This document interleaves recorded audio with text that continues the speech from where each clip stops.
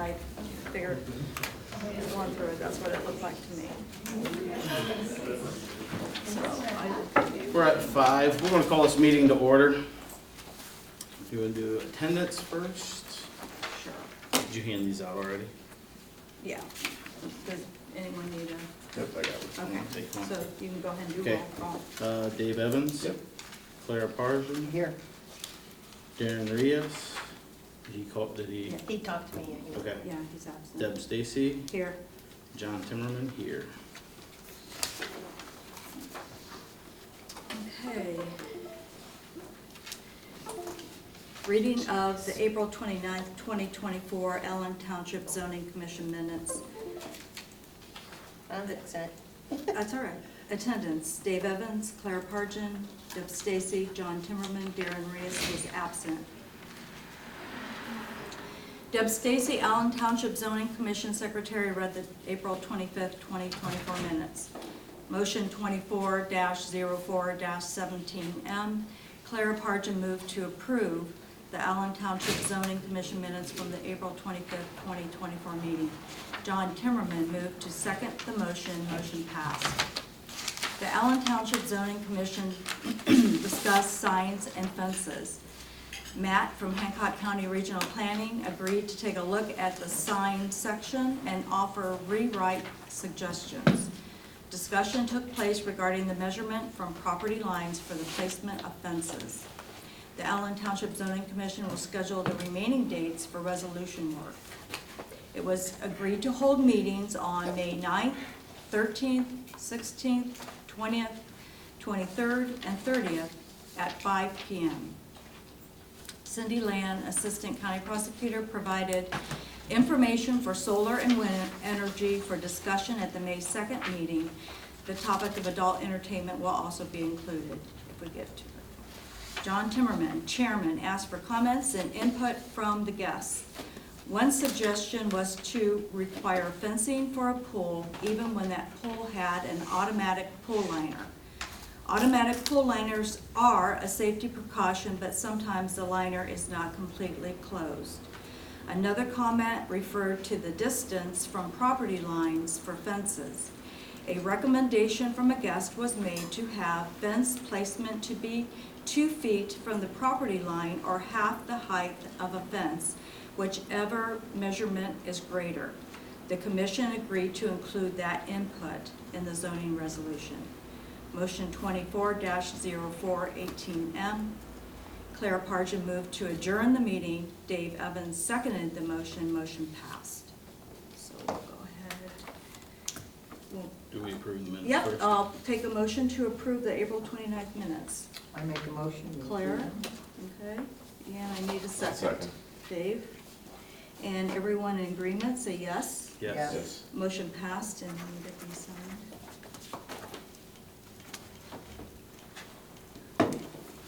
Right.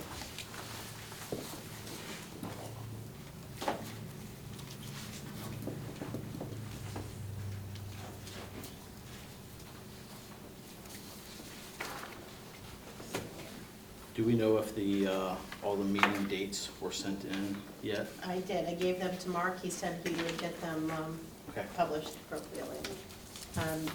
He was still on vacation when he got them. He said he had connectivity. He would take care of it. Okay. Are we starting with solar then, or do you have anything you want to address first? Yeah, I have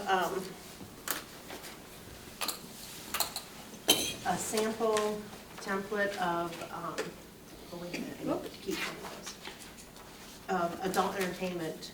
Okay. I know that there one already exists for Allen Township. I believe it is just like this one. We'll have to have Mark pull it out to make sure, we keep it close to the same. I don't know if he'll get that to that tonight or not, but I'm giving it to you now. Whoops, oh yes. That's all right. And also, I believe at some point tonight, either before you do your discussion or after, we'll need to retire into executive session for a bit to discuss the pending litigation, because as you know, the zoning commission was sued with the second lawsuit too, so I need to update you guys, and I have some things that you'll need to do because there's been some motions and such that affect you guys. Okay, So I would prefer to just do it at the end, if that's Sure. all right. sure. Okay. Anything else? No. Okay. Do we want to start with, are we going to read through this? The sexually oriented businesses? Or do we you wanna- want to do? I just wait until, let's do the wind and solar first, because that's what, we had talked about, and then Okay. we could go to that next. You Okay. guys haven't had a chance to read through this one Right. either, because I didn't have it for you last time. Okay. So what, do I have that wind and solar? When was It's that what passed she out? handed out last meeting. Oh. The packet of 4, I've got more too. That's exactly. Nope, I got it. Okay, good. I'm good, thanks.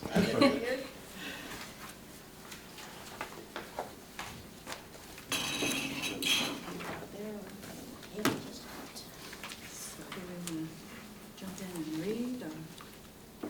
I would assume, did everybody get a chance to look through? It was, as Deb was pointing out, there's 4 documents, but it's kind of 2 and 2. Did everybody read through them? Yes. Do we have one we would rather start from?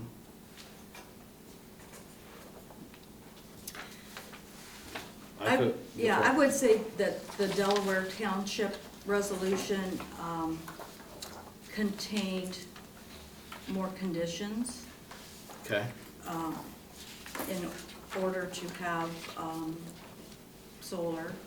mhm, And it appeared, whereas Washington Township talked about I-1 or I-2 districts for this, I'm not sure I really saw a district mentioned for Delaware, unless someone else did. I don't recall a district called out there. Right. I don't think there is. I looked Which, for it. which would mean any district Well, at that point? it would go into that same group that we just looked at, things that aren't identified for any particular district. So when they come in and ask for it, then it goes to the zoning commission to make the determination of what they're requesting fits in any particular district. Okay, If you would rather identify a district for it, you can do that too. okay, And frankly, that might be better here because your the potential for being challenged, it's historically been the case. right.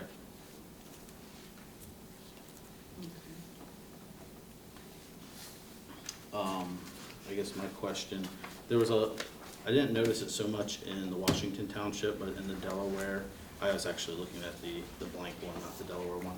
Okay. It seems like there's more provisions for, non-accessory use versus accessory use.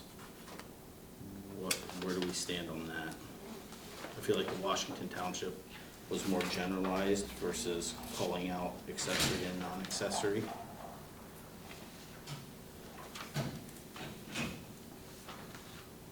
Are we required to allow non-accessory use? Do we want non-accessory principal use? Maybe, Well, you need to identify what is accessory and Yeah. non-accessory, and then you'll know if it's something that Right. you need to, Okay, how you want to regulate it. okay. I guess we'll start with the Delaware one. Is that the one you preferred?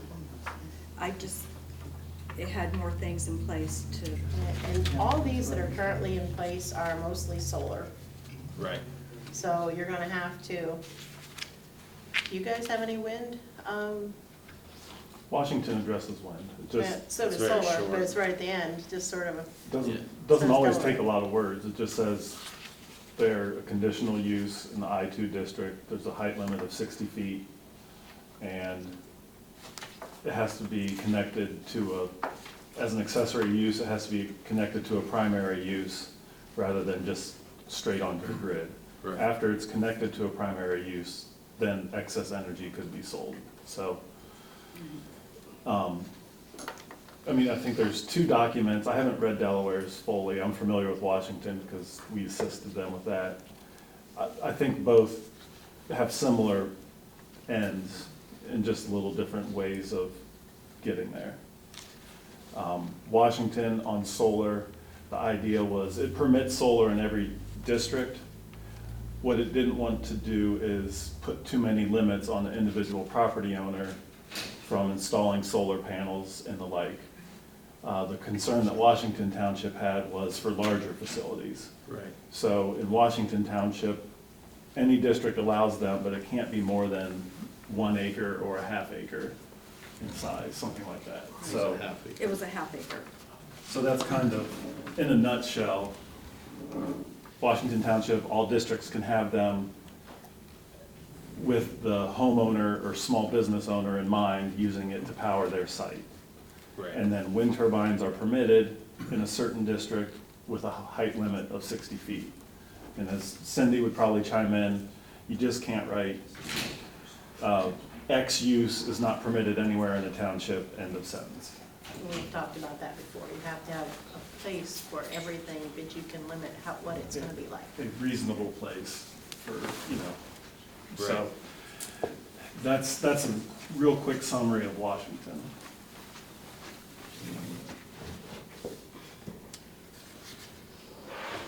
I guess I thought Maybe you go Washington's through them was, both, I don't know, either way. I thought Washington's was pretty straightforward, it's I- easy to follow. It was easy to follow. But was Delaware's taken from the template, Yes. so Mhm. Yes. that had more eyes on it, so. Okay. Well, I guess we'll start with Delaware since it's from the template. Dave? Well, why don't we go through Washington's first? Okay, Because it seems to have more generality, and then you can talk about it, and if you get to a spot where you think, maybe we need to explain more, then dive into what comes in the template to see if you want to increase it. okay. Does that make sense? Sure. A way to approach Yeah. it? Mind Yeah, reading? sure. Thank you. Let's see, Article 12, General Provisions.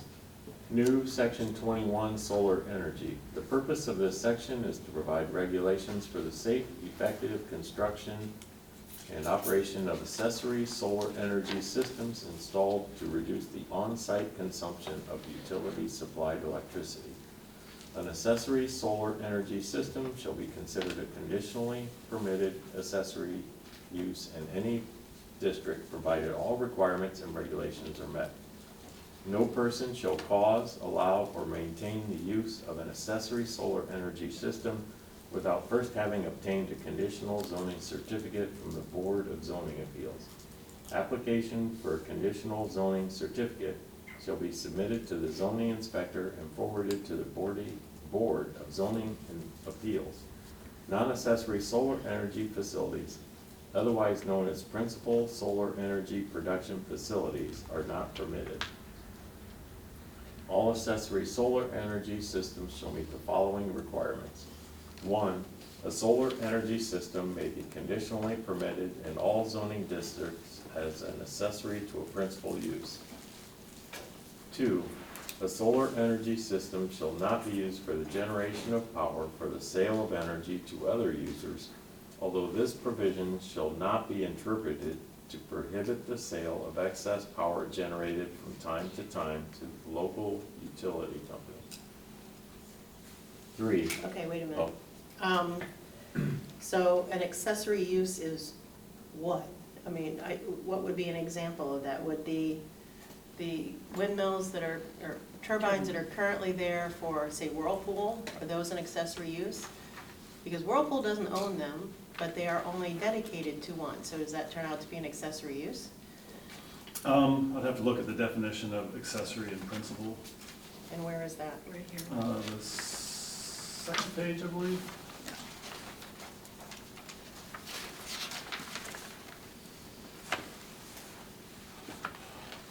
Am I not using this right one?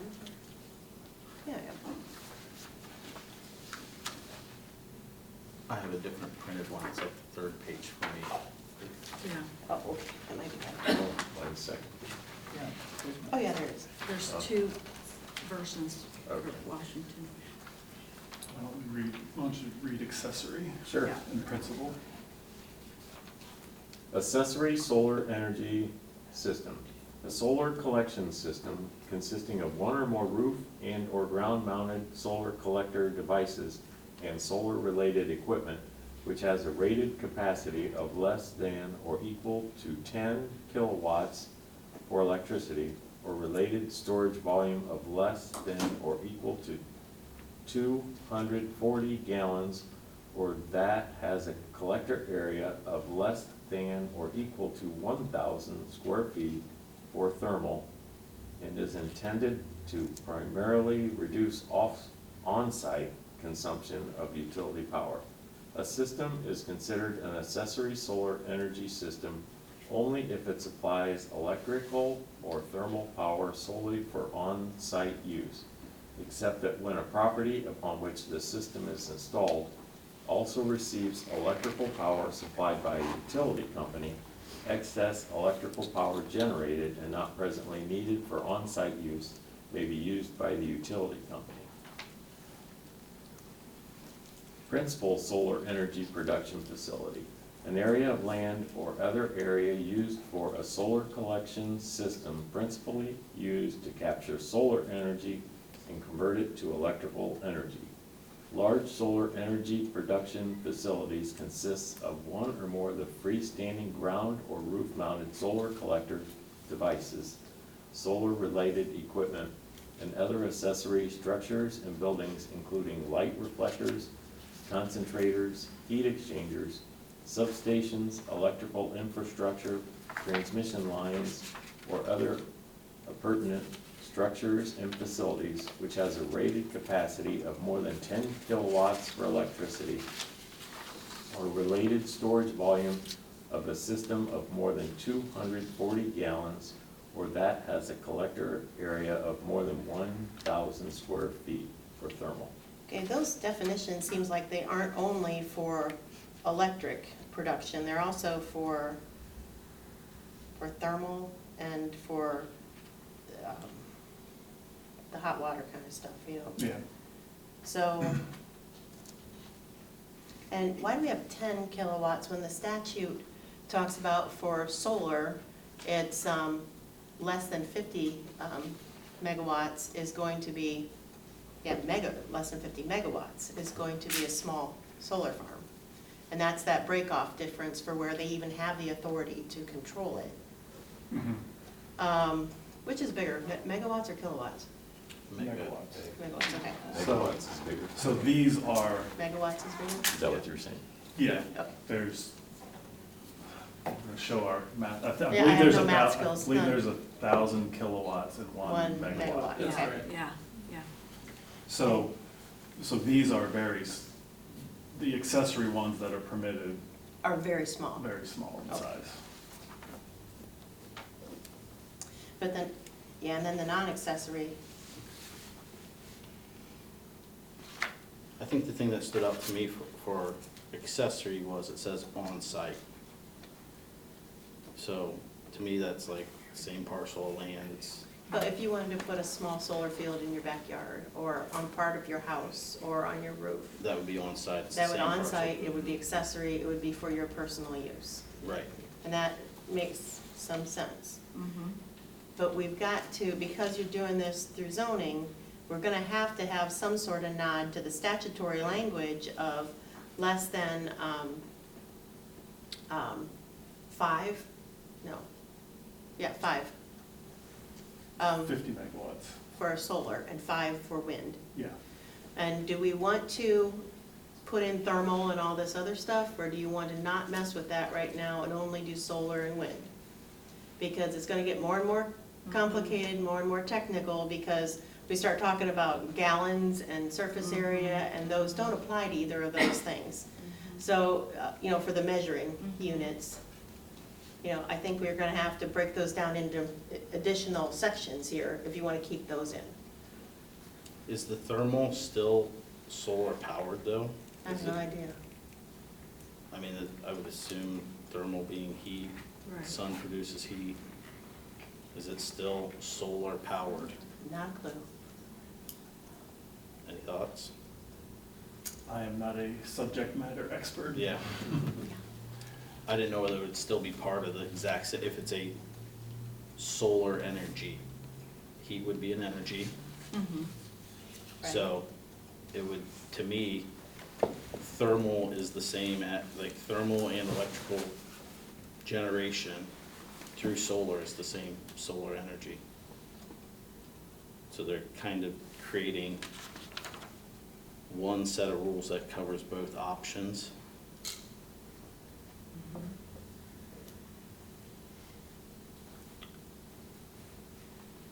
Okay, we could go ahead and leave them in, but, in, in all the stuff that and I can't say that I'm an expert, but I've been involved in a couple of cases with the large solar farms going through the Ohio Power Siting Board, and there is no mention of any of the thermal, the gallon, Gallons. in whatever, gallons or in Right. surface area. That's not anything that the Power Siting Board looks at. It all has to do with yeah. Power, megawatts yeah.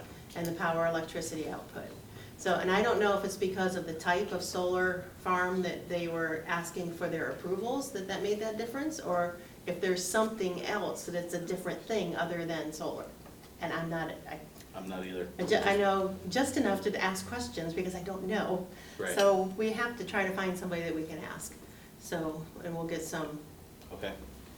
So thermal will be something to, Because if it's not necessary, it would be a little more straightforward. if you put extraneous things that really aren't necessary, they can sort of gum up the works a bit. And you Yep. don't necessarily want that. You want very clear and concise, so anybody reading it knows where they fall into the whole process. Sure.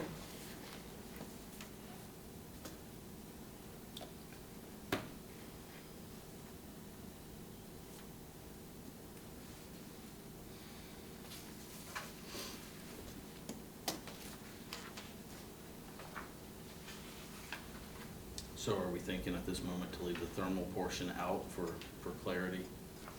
I think so, unless we're told otherwise that it's necessary. I think it's something to continue to look into, but for now, it might be smarter to, My uneducated guess is that, and I could be 100% wrong, but I think it's included because the panels look similar, okay? and they do different things. One is heating water, one is creating electricity, but the form factor is the same. Right. Okay. So if you're driving by, you're not, You're oh, not that's, really telling if it's electricity yeah, generating or. that's my Okay. guess, but And it's, the other portion is, we're talking about storage capacity, or we're talking about battery options, the battery storage areas. That's something that's also needs to be covered in this. Mhm. Is that something that this is alluding to? I don't know. I mean, they do have a battery energy storage facilities as the next section, so And I think they were kind of what I hinting at. gained, listening to the Power Siting Board stuff is that often they're associated.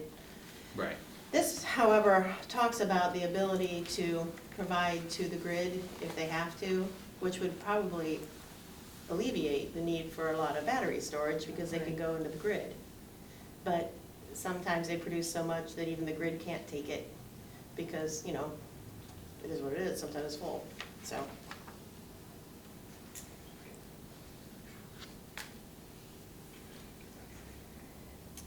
We'll put a star on that, we'll look at it, see what we can figure out. okay, But I think from that, what we're talking about is the limitation numbers, the maximums you're permitting. Right. I think the part identifying what kind of thing it is, whether it's like for the individual user at like your home or, powering your farm or whatever is one thing versus a commercial enterprise that is selling. Question is like if somebody were to put up solar farms or wind farms that have small grids and identify them for particular users, like you currently have going on, does that fall under accessory solar or non-accessory solar or wind? That's the question that we have to make sure that we identify and we know who's doing what, to be able to know how you're gonna regulate. Does that make sense? Yeah. and I'm not the one to answer that question. Well, I think when we were going through Washington, I think a similar question was asked, and I think one thing is on-site, because they asked, what if you took 100 acres and divided it into 100 one-acre lots? And the quick answer is, the county not subdivision, on-site. the county subdivision regulations won't let you split 100 acres into 100 lots. You get 5 splits from the parent lot, as of 1961, 5 splits less than 5 acres. So 100 acres could maybe be split, and then you have to But have. you can do 25-acre lots. You could do 25-acre lots, yes. You have to provide roadway frontage, and these, the subdivision regulations apply to Allen Township, the same as any township. And they don't just apply to creating subdivisions with streets and gutters, they can also be any Lots. multiple. Any lot split. Splitting of lots, okay. Any splitting of lots, yeah. That's through regional planning? It's or- the county commissioners The have county- subdivision regulations. The county commissioners Okay, are the keepers and the owners of the subdivision regulations. We administer them on behalf of the county Okay. commissioners. so it's really a non-zoning. Yeah, it's not zoning. It's right? not a, yeah. It's another layer of bureaucracy on top of zoning. Okay. But I think the direction you were going is that those would not be all on site. Is that the direction you were Yeah, I going? mean, with on-site to me is one of the critical. that? Right. And what does on-site mean? On that lot or on that parcel, on connected parcels? What is the difference between a lot and a parcel? Well, same thing, lot or Okay. parcel, but Okay. you have you might have your house on one parcel or one lot, and you might have a couple of barns on another one that is not in the same parcel, Mhm. which often happens because the houses have to be split down to smaller lots to be able to get conventional financing. So you might have, 30 acres with your farm and your outbuildings and all that, and 2 acres for your house. If you want it to power your house, does it have to be on your 2 acres? Or are we gonna say, well, it's all part of the same farm? And that would be contiguous lots. That's much more liberal, because then you don't have to worry about, squeezing it onto one lot. Or if you only want it to run your outbuildings and not, only on the lot that they're on. Is there any limitation to contiguous, or is it a chain? It can be a chain. Then, and I agree that further defining that would be helpful, whether it's contiguous or it has to be on the same Yeah, lot, what does on-site mean? Yeah. Could you write it up that it, From a layman standpoint, it's the same lot that Right. the principal structure you're supplying. Whirlpool's new solar panels, I would say, even if you get caught up in the on-site, off-site, it still will be vastly larger than 10 kilowatts. right, And so it would be a principal. okay. And it's off-site. Although, It if you would did, probably, they aren't putting it on their, that parcel. No, it could be, I mean, so, but to me, looking at it in a vacuum, even if it's the same principle, it's still, the definition of primary is greater than 10 kilowatts, and it'll be vastly larger than that. okay, But we don't want them having multiple less than 10 kilowatts and saying they're all not principal, they're accessory. We And know that's that where- that happens. Yeah, well, and that's where the subdivision regulations come in. Yeah, I'm not sure that would, if that were the case, the people in Allen Township wouldn't be so upset about all the windmills springing up all over the place. I'm just saying, the subdivision regulations limit the number of lot splits that can occur. But they don't necessarily have to split. They can buy here, they can buy here, they can buy here, and then have multiple. Does Small. anyone know, and And you're the one that has to go to court, so I will always defer to you. They're getting me a Um, dedicated chair over there these days. I would, in our research, I believe 10 kilowatts was enough to power a house and a little more. So, I could be wrong. That's what I recall. It's been a couple of years. I guess where I'm going here is, I'm not concerned about the small accessory use that somebody Right. wants to do Sure. for their home. Right. I'm worried about creating a loophole that somebody can daisy chain them together Yeah. and have a bunch of small ones that created a big, huge one, and then suddenly they can't be regulated. Yeah. And that's what Right. this Sure. concern is. That's the loophole we're trying to plug when it comes to In- generation of power. Yeah. Does that make sense? Yes. Mhm. Yes, sir. But Yep. is just one person gonna own all the land that this is setting on? I don't know, that's one of your questions. Is it that the accessory use has to be, it says on-site, does it mean on your lot or on any of the land that you own that touches your lot? Right.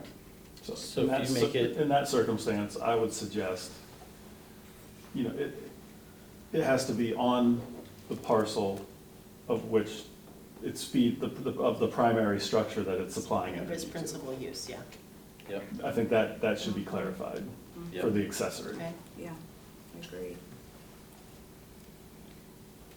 just to make it nice and clear.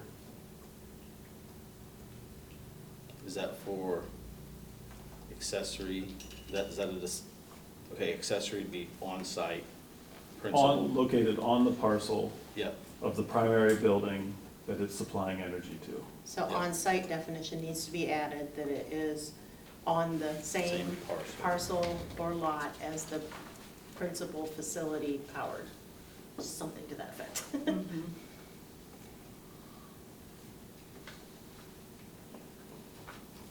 Instead of having 2 acres here with the wire going across to another 2 acres. And yeah. Right. Is there, so you said, could you read that again, what you're writing down for your, Yeah. On-site definition is on the same lot slash parcel as the principal structure utilizing the power generated. so when you say principal, building or whatever, using the power, It would be like your house. Right. right? Or but- if it's elsewhere, but maybe the barn. Is there a way that, like, that's implying that there's others that can be using that power also? So at that point, does that matter, that it could be, Okay, like, if the principal, if you put up a little shack, with a computer in it, and I put it up primarily for that, but I'm still sending a bunch of power elsewhere. Does that make, is that a loophole? I mean, I think it goes back to 10 kilowatts that's all they can do. is a very small Okay. amount of power. Yeah. It's only 1,000 kilowatts or 100 kilowatts equals megawatt. 1,000 kilowatts equals 1 megawatt. So 10 kilowatts is hecka small, Yeah. right? Okay. I just didn't know if there's a way, like, the Um, power has to be used on-site, Well, see, but then that gets into the, if you can sell it back to the grid, any so you don't have to excess. store it, and the Right. storage facilities and the battery facilities tend to be a big issue. Right. Right, So we may not want to set it up that those are required, Right. because we could be asking for more trouble. Right. And I wish I had more engineering expertise. Does anybody know an engineer that works on this stuff that we could call and come and have him be a guest lecturer? maybe. See if we can find somebody. Might be a good idea, just, once you get this sorted out, run it past them, see if they see any Right. loopholes. They don't have to come to the meeting. Okay. Maybe one of you could go with what we work out here and say, you see any glaring problems? And see if they I'll can. reach out to a guy I know. Okay.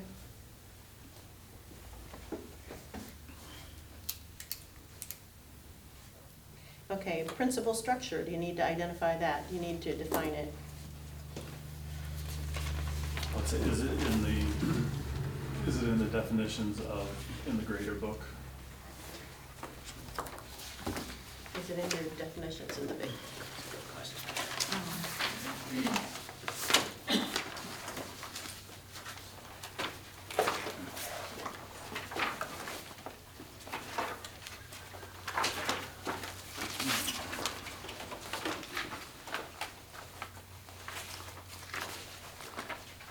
It's one of the criteria, isn't it? Mhm. Page 9. Is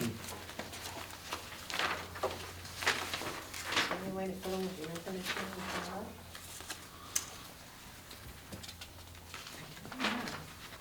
You're looking at principal use Is that on what you're page looking 9. for? Yeah. I mean, ideally it would be principal structure, but that? What do we have here? principal use.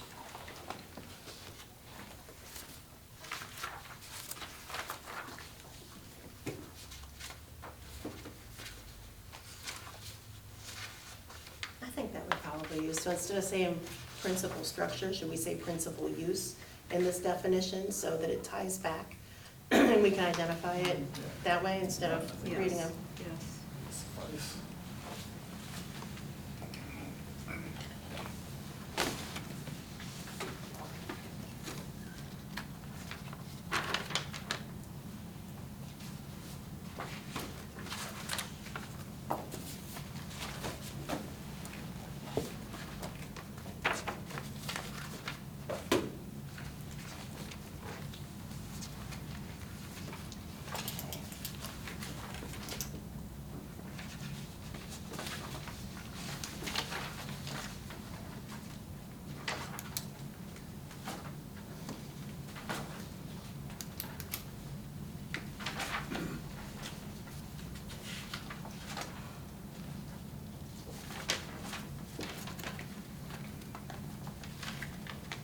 As far as this Washington Township's zoning on this, does the definitional principal solar even matter? Because the last sentence of the first paragraph says non-accessory solar energy facilities, otherwise known as principal solar energy production facilities, are not permitted. I guess you still might want a definition as to what it is, just so, for clarity. Yes. Where is that? I'd be curious. The very last, Sentence in the first the paragraph. first paragraph of the whole thing, the last sentence. Oh, yeah. Again, I'd be interested in your thoughts on that statement, if you Yeah, like what that the- statement or not. I don't like that statement. And why is that? Too general. You can't totally ban something except marijuana and adult entertainment. Those you can ban. Okay.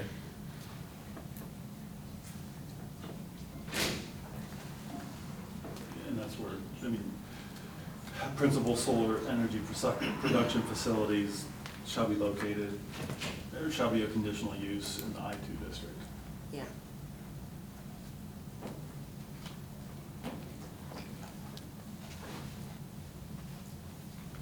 So really, that sentence almost doesn't mean anything, is what you're saying? That It's not sentence- allowed, is what she's saying. Yeah. It's not a good practice. Yeah. Yeah, you just set yourself up for. Right.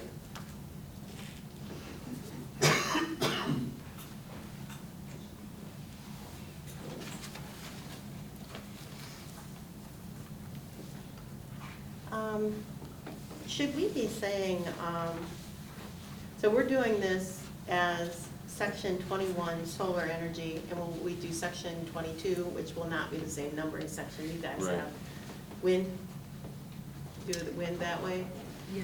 What do you mean by that? Well, Different. this is almost all only solar that we're talking Right, about. wind is a third section in this. Yeah, I think we need to take wind and take some of this stuff and add into it some of the more, when Washington Township wrote this, they were very concerned about solar. Correct. So wind was an afterthought, they didn't think they were gonna have an issue, so they didn't deal with it much. Right. Right. I think you have to probably address both pretty equally, because it's clear that you're going to have issues from, Yes. Yeah, it is kind of lean for wind. yeah. Mhm. But a lot of what's in solar can be converted pretty easily into wind by keeping track of the amounts that are allowed to be, or limits. Solar is, permits 5 times, 10 times more in the small wind and the small solar farms than, like, wind is a small wind farm if it produces less than 5 megawatts. Solar is a small solar farm if it produces less than 50 megawatts. So when you get over to wind, we're gonna have to evaluate that and see if we have the right numbers in there for what we're saying is our limits.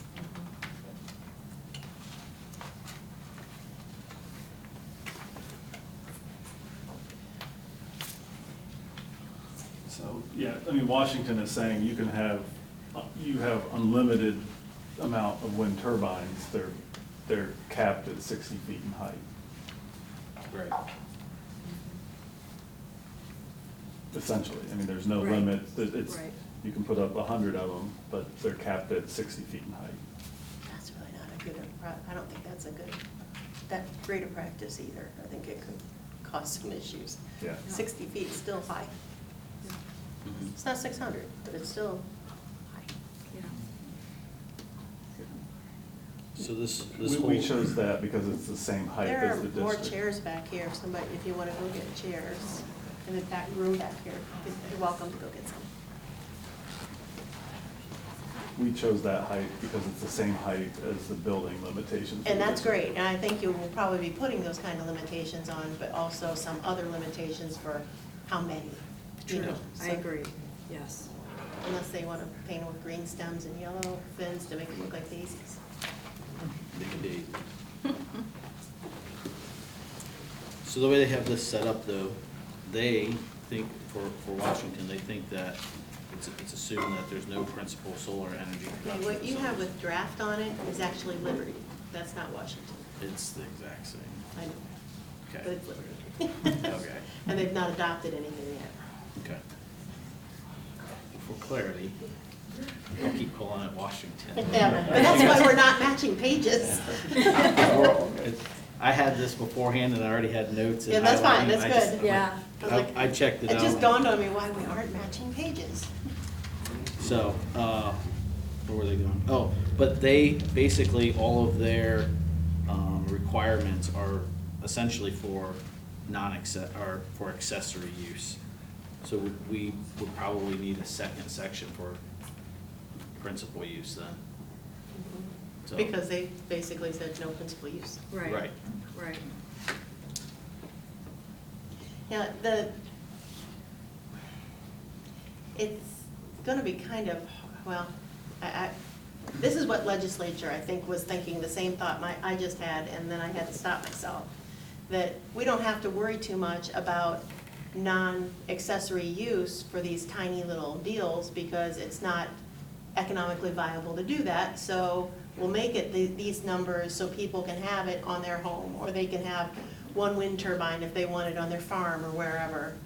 And, that development of the process of doing microgrids and clumping them together, making a big field that's not then regulated, is something I don't think they took into account. Right. So, and that's why we will, even if we're, for the non-accessory uses, you still have to put some limitations on them, because we can't do that, it's not gonna happen anyways, why would anybody do that? Well, we found out that there is a way to do it, and, legally follow that path. It's not an illegal thing to do under the Right. state, unless you guys regulate it through zoning, Okay.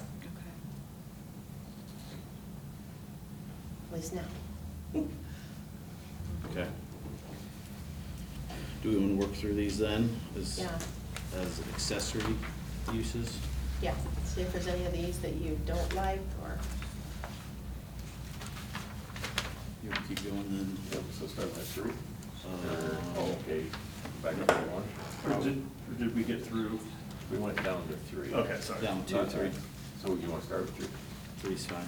3, a roof structure mounted solar energy system, A, shall be flush mounted, or as long as it matches the slope of the roof, shall have a maximum tilt of no more than 5% steeper than the roof pitch on which it is mounted. B, shall extend, wait, Shall not. Shall not. B, shall not extend the perimeter or edge of the roof of the structure on which it's located. C, may be mounted to a principal or accessory structure. D, combined height of solar energy system and structure to which it is mounted may not exceed the maximum building height allowed in that zoning district for the type of structure to which it is attached. 4, Wait a minute, is there anything, anybody has any issues with that? I think it seems, I mean, if you're not trying to, like, just at a general glance, it seems like normal roof mounting of solar panels to me. go ahead.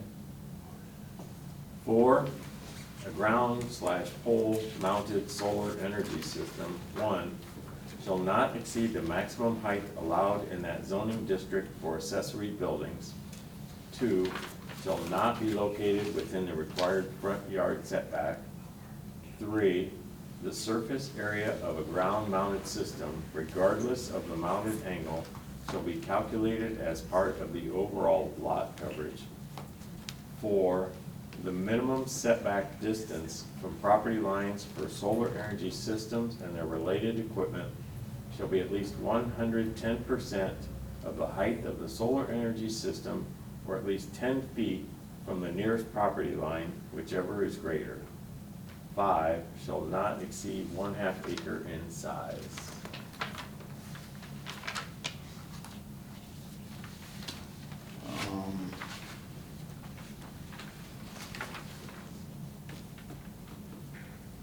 So for C, when it talks about being calculated as part of the overall lot coverage, is there a percentage? That was in our page 34, in the regular book, the chart. Okay. We had percentages Okay, of lot okay, coverage that was okay. permitted. So that's a chart. And that will depend on if it's in a residential district or if it's in an agricultural district with the residential use.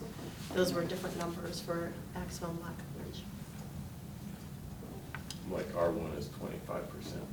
Right. And calculated in, that would take in also the house, any barns or sheds or garages, you know. Do driveways go into that? I don't think so, because they're not considered structure. Okay. It depends on the definition. Generally, it's impervious surface. Okay. Gravel is generally considered pervious. Okay. If it's a paved driveway, just off from the hip, I'd say gravel, no. Pavement, yes. We're probably gonna have to address that. For Expecting that. For ground mounted, I think it's maybe too much for the first one, not to exceed the maximum height allowed for the zoning districts for accessory buildings. That could be pretty high. That's pretty high. I think ground mounted is, I don't know, 10 feet or so, but, I think they go, once they're fully extended, they're closer to 18 feet. The ones that they're proposing over in Washington and Cass Township, they were 16 to 18 feet when they were fully extended vertically. okay. Yeah, I read too much of that stupid stuff. So I think I would choose a number like that rather than, Maybe 20 feet or, sure. is that? I think so. Everybody good with that? Okay. Yeah, I don't know if the panels that, like, if I wanted to do solar at my house and I had a few panels put in my backyard, if they'd be the same size as those ones in the big commercial thing that go up that tall. I Well, don't know. They probably wouldn't I articulate. wouldn't think so. If they're not articulating, and this is for or for accessory use, then as a lower number, Probably. That's probably a good then idea. maybe the 20 feet would be more of a, for a principal use type of application. We'll keep that in mind. The second statement, shall not be located within the required front yard setback.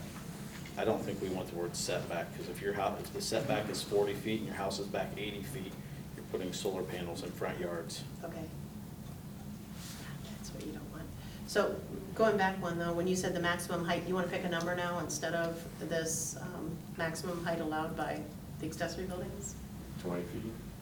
Well, I think we were just going back to it could be even lower. If they're not articulating, it's a fixed mount. Yeah, 20 feet is pretty tall. 20 feet's pretty tall. 15 feet, 12 feet? I have no idea what's, I mean, this, is this a 9-foot ceiling in here? Looks like it's about 9. Yeah. is Zoe here? That's Is pretty she tall. That's is she pretty tall. Googling this to see how tall they normally are? I would say, when you're choosing some of these heights, I think you should have an explanation behind it. You know, instead of, Yeah. so, Well, that's just, yeah, and a height though that's shorter in a residential district is easy to be able to, it's reasonable. reasonable, because you're more likely to be infringing on your neighbors Sure. by filling your Right. Sure. backyard. Right. There's always back there if you need her to do it. I'm doing it. Okay.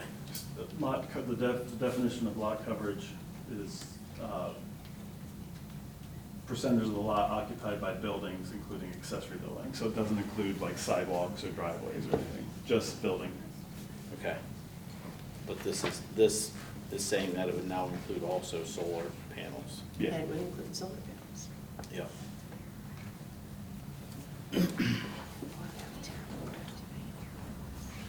I can't ever get service in here. I get like one.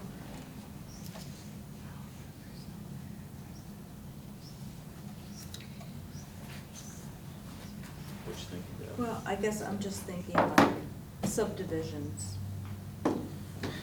I can't think that those yards would be large enough. I mean, they could possibly I mean, you're not- put something on a roof or something. Roof mount is different, you know. Right, But on a ground mount, you can't even have a fence tall enough to block Right. it at 10 feet. right. So, And there are ground-mounted residential panels in Findlay. for sure, yeah. I'm just, Okay, I mean, you can do it on a residential lot. okay. You know, How tall are they though? I don't know, probably 8 or 9 feet. Right. I think 10 feet is, I mean, if it's not articulating, it's a fixed mount. There's, technically you can't put a fence up to block it Right. at 10 feet, Um, so. What's the height limit for accessory uses? I'm just, It's on page 34. 134.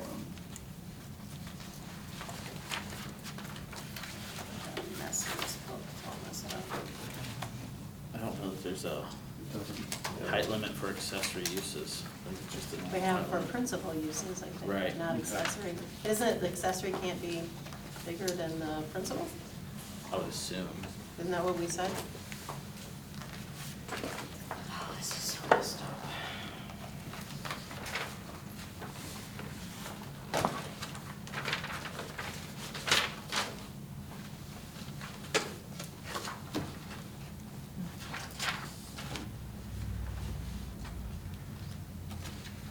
I go back to, if you can't block it with a fence, it's too tall. And our Well, an fences are accessory, what, an 10? accessory garage, you can't block with a fence. Okay. I'm just. Sure. Sure.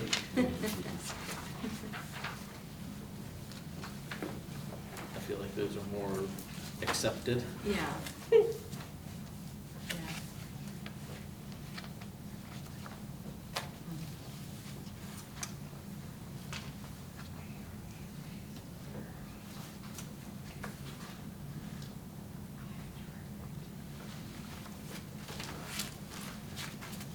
If you make it 10 feet, we're permitting 8-foot fences, correct? Isn't that what we came down to? Right. On the back.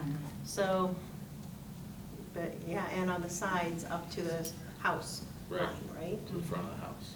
So, I should be able to block it pretty much. It'll just look like a sparkly roof. I think 10 is probably what I would, without knowing any more, 10 is probably what I would just go with For your max. for a max. No higher. Yeah.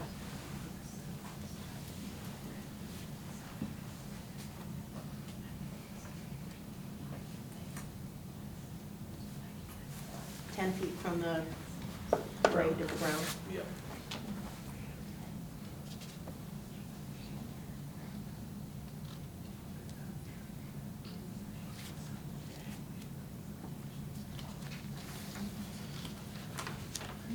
Okay, and 7, in the required front yard setback, in the, shall not be located in the I would say front yard. front yard of any residence or principal use. I'd probably say that shall not extend past You don't want the glare the What, front. how do we say it in the offensive section? Yeah. I would use similar language to that, and then I would use principal structure. Or principal use.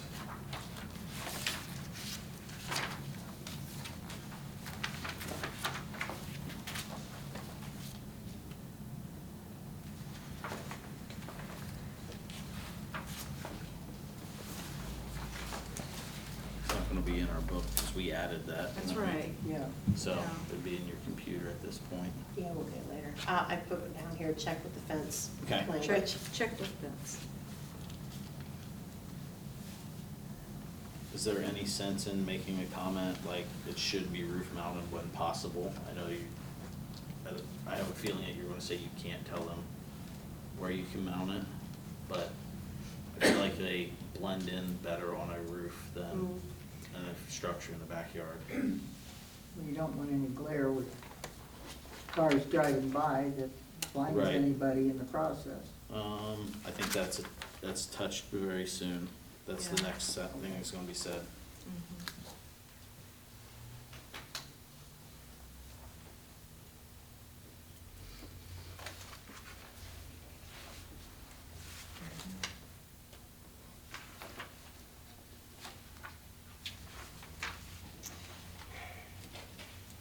I think you can put a statement that says that you prefer roof mounted to ground mounted. I'm just not sure yet where to put it. Okay. And that was my statement. Mhm. I want everybody else to be okay with that Yeah. thought I process. think it makes That's a more good sense. idea. I think it makes more sense to be, It blends better. Right. yeah.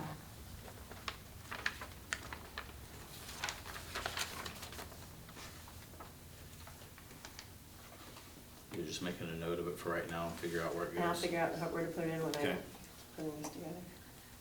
Moving on, do we wanna move on to number 5, or do we wanna, cause I feel like yeah, let's just get through it, I think. Or do we want to even, they have a half acre, it should Oh, not yeah. exceed a half acre in size. Is that too much, not enough? I don't know how much space, the 10 kilowatts, 10 kilowatts, I don't know how much space that would take up. We did some research, because initially it was 1 acre, and then we pared it down from the research that we found that 1 acre of solar panels would be way more than 10 kilowatts. So we pared it down to half an acre, that's what I recall. And you may wanna, do we need to add any words to that description? Shall not exceed half acre in size? It doesn't Like it's address, kind it of doesn't different address phrase, what it doesn't is. Yeah. To me, it's a little vague. Yep. I Yeah. like vague. That's just me. Put on there for solar panel, for solar system. Solar facility, solar field, what do you call these? Solar System. field, Both. solar energy system. Shall not be installed in an area greater than 1/2 acre.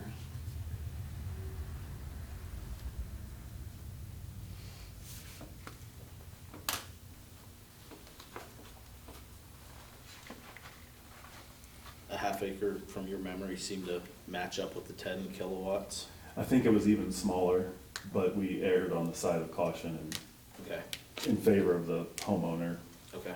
and put half acre. That's good. Yeah. I think it was more like 1/4 of an acre, but You know, if they want to spread them out a little bit. or that's, something, yeah, give you them that need some wiggle opportunity. room. You wanna keep going with number Next 5? page? Real quick, the setback, since it's 10, probably the minimum setback shall probably just be 10 feet. because you can't exceed 10 feet. Or 11 feet. No. This was assuming they could be taller than 10 Mhm. feet, so it could be pared down and just say 10 feet. I would just set it at 10 feet, Yeah. 10-foot minimum.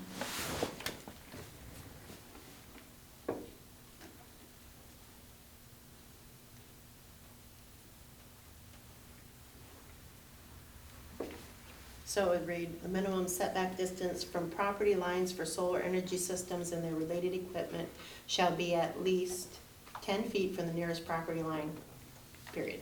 Yep. Okay.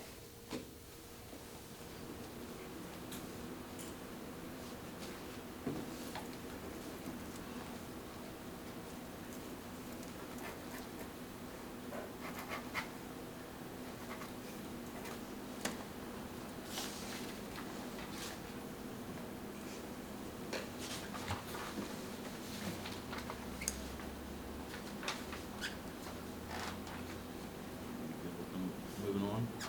Whenever you guys are ready. Okay, 5, solar energy systems shall be designed and located in order to prevent reflective glare toward any inhabited structure on adjacent properties as well as adjacent street right-of-ways. What is the limitation of prevent? Hmm. Does that mean they need to have a fence that makes it so it's not possible?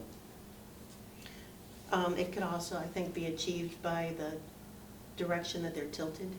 For sure. Yeah, for things like that, so, But is prevent but you can't have some. complete? Yeah, but we can't request them to do something that would block the ability for the panels to be able to have light.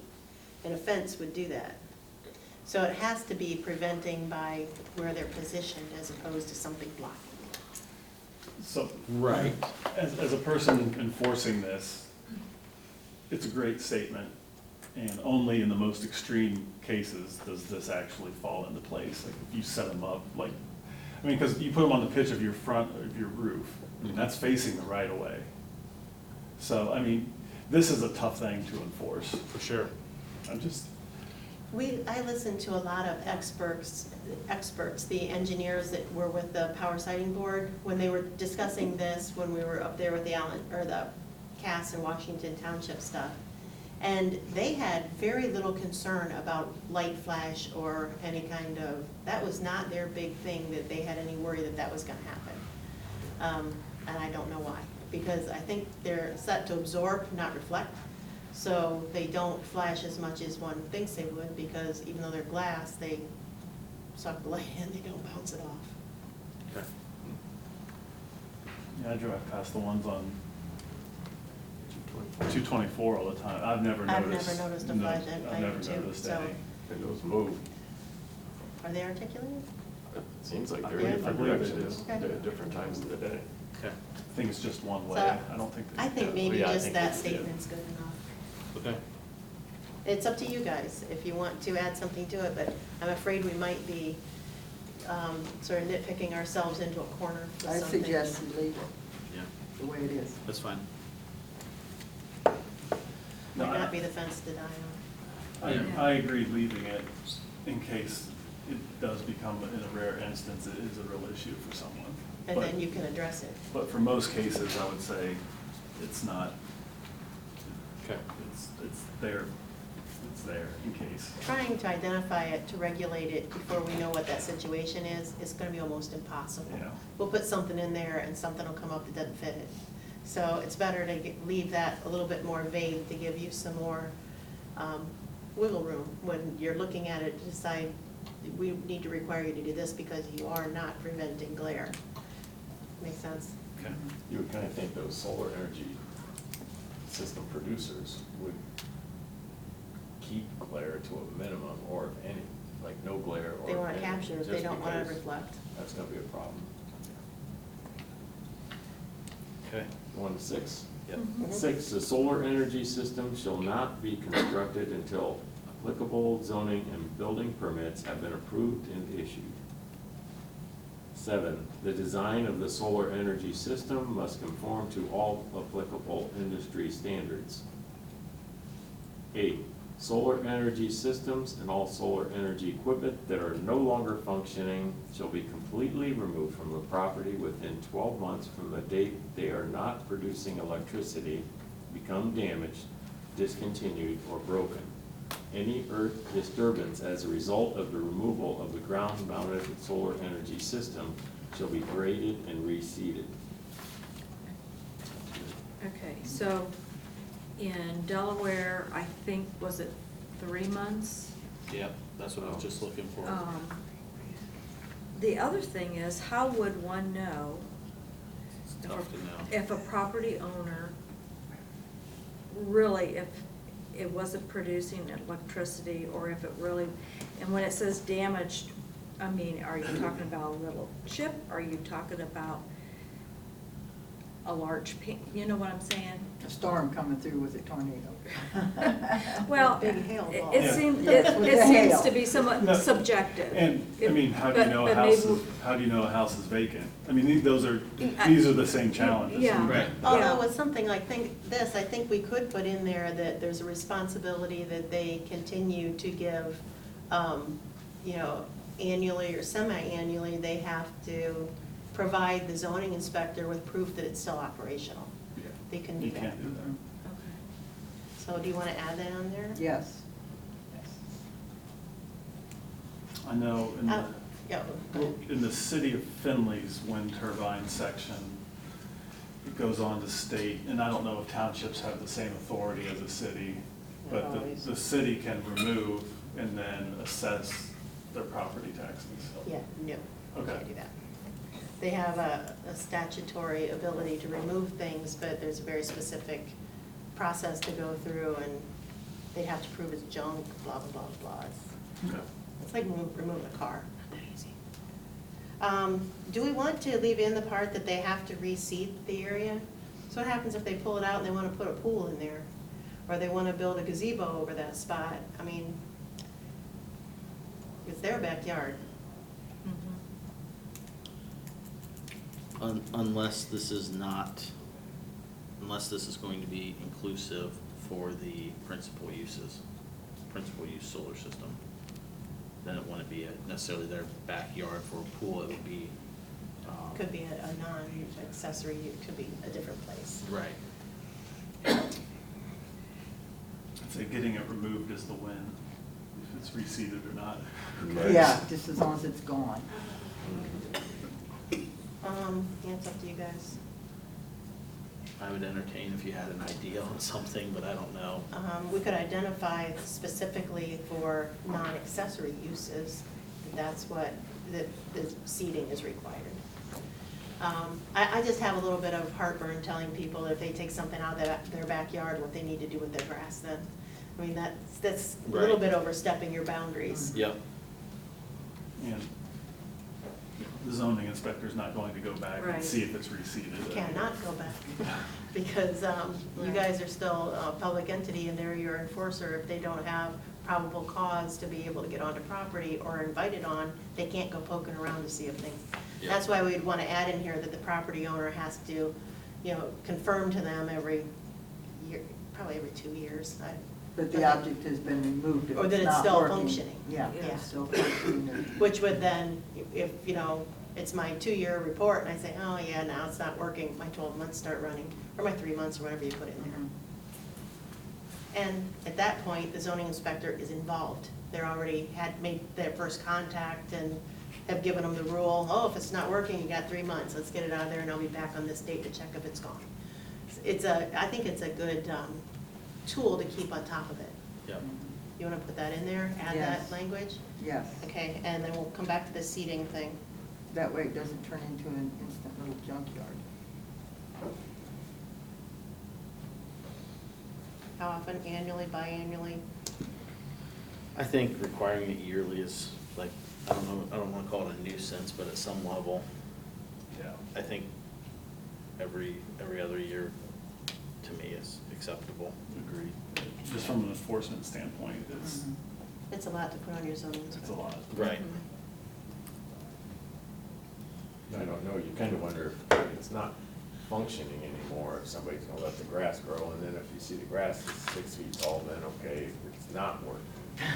Or if You you don't have to guess whether that's visibly working. see that it's been damaged, then the zoning inspector can go knock on the door and say, what's going on here? You get this fixed? If you don't get it fixed, you have 3 months to get rid of it, because they have probable cause then to believe that it's not working. If they prove to them it's working, then we walk away and say, sorry, it was our mistake, but. Yeah. And I agree, I think this is more, that statement is a little more geared towards, you know, a 100-acre facility. It's like, Right. it stopped, the company stopped using it and, you know, that kind of thing. But it's good to have in there for property owners, for the one property owner out of 50 that would just leave it there for the next 30 years. Yep. That's all I wanted. Okay, now what about the seating? Leaving that or not? I say remove it. Yeah.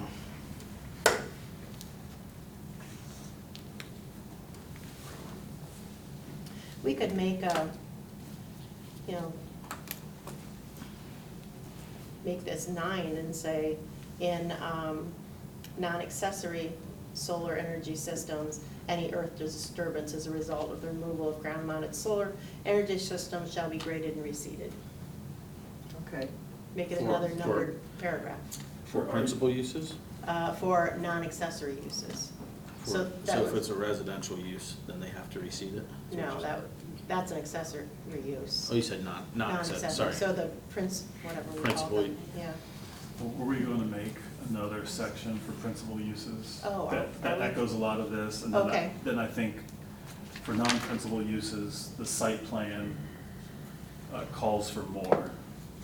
All right. You know, calls for More than just seating.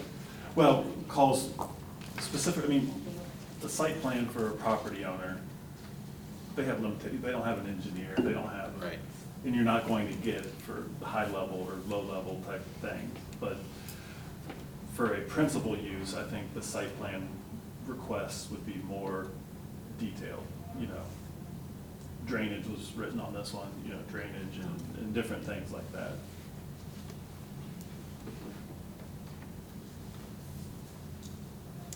Do we want to move on to section 9 then? Yeah, but 8, to make clear, we've taken out the seating stuff and we're Right. added the property owners need to verify every other year or every 2 years. Okay. 9, a site plan shall be submitted at the time of application and shall include A, property lines and physical dimensions of the site, B, location of solar energy systems and all related equipment, setbacks from property lines, above and underground utility lines, easements, and any structures on the property. Also show location of sewage treatment facilities, systems. C, location of any required signage. D, elevation of the proposed solar energy systems at its maximum tilt. E, location of trees within a 50-foot radius of the proposed solar energy system. F, manufacturer specifications including make, model, and picture. G, scale drawing no smaller than 1 inch equals 100 feet. So I think you strike E. I don't think there's any good reason for them to have to document where the trees are. If they want to put it under a tree, they're more than welcome to. Not our problem, right. Um, I'm a little concerned about C. What required Well, signage? I had a question. I said, if we're using it for personal use, why would you have signage on Right. it? This, I think, is something, some of these things might be more likely used in the principal Yes. use or or accessory use, non-accessory use. I'd say strike C, strike E, and then the scale drawing, 1 to 100. That's still pretty small. Yeah. I mean, if it's for a yard that's, you know, it's for a lot that's 200. Yeah, That's 200 feet wide, it's only Hey, 2 2 inches inches. wide. 2 inches. This doesn't- Put it on a Post-it note. What you'll see is, what you'll see is most people will go to the auditor's website, print off the aerial with their property lines, and then, Dimension from Which that. is Dimension from such that. a bad thing to do because there's drift on those pictures I and know. your lines are not where your lines are. yes, or better yet, they're surveyed from when they purchased the Yes. home. Okay. But you'll get people coming in with napkins and saying, I don't want this. Yeah. So, to me, I would just strike the scale. I actually have a file in my office that came from Soil and Water like a long time ago. It's written on the back of a Wilson's Burger thing. It's in the file, but it's a public record now. I'm just afraid we're gonna draw roaches sometime.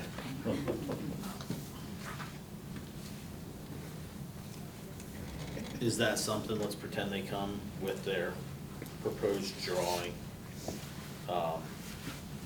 If it's just too small to make stuff out, is that something you can say, hey, you gotta get me something? I need a better drawing. Yeah. I can't. We can put 1 inch to something less than 100 feet, can we? Well, and this is a little bit of might show my ignorance. No smaller than 1 to 100. So, That's pretty low. but is 1 to 50 smaller? No, that's bigger. big. I know, it's a smaller, no, I know, It's a bigger drawing. it's a bigger drawing. Yeah. So it'd take 4 inches to do the 200 But if it's a, feet instead of. yeah.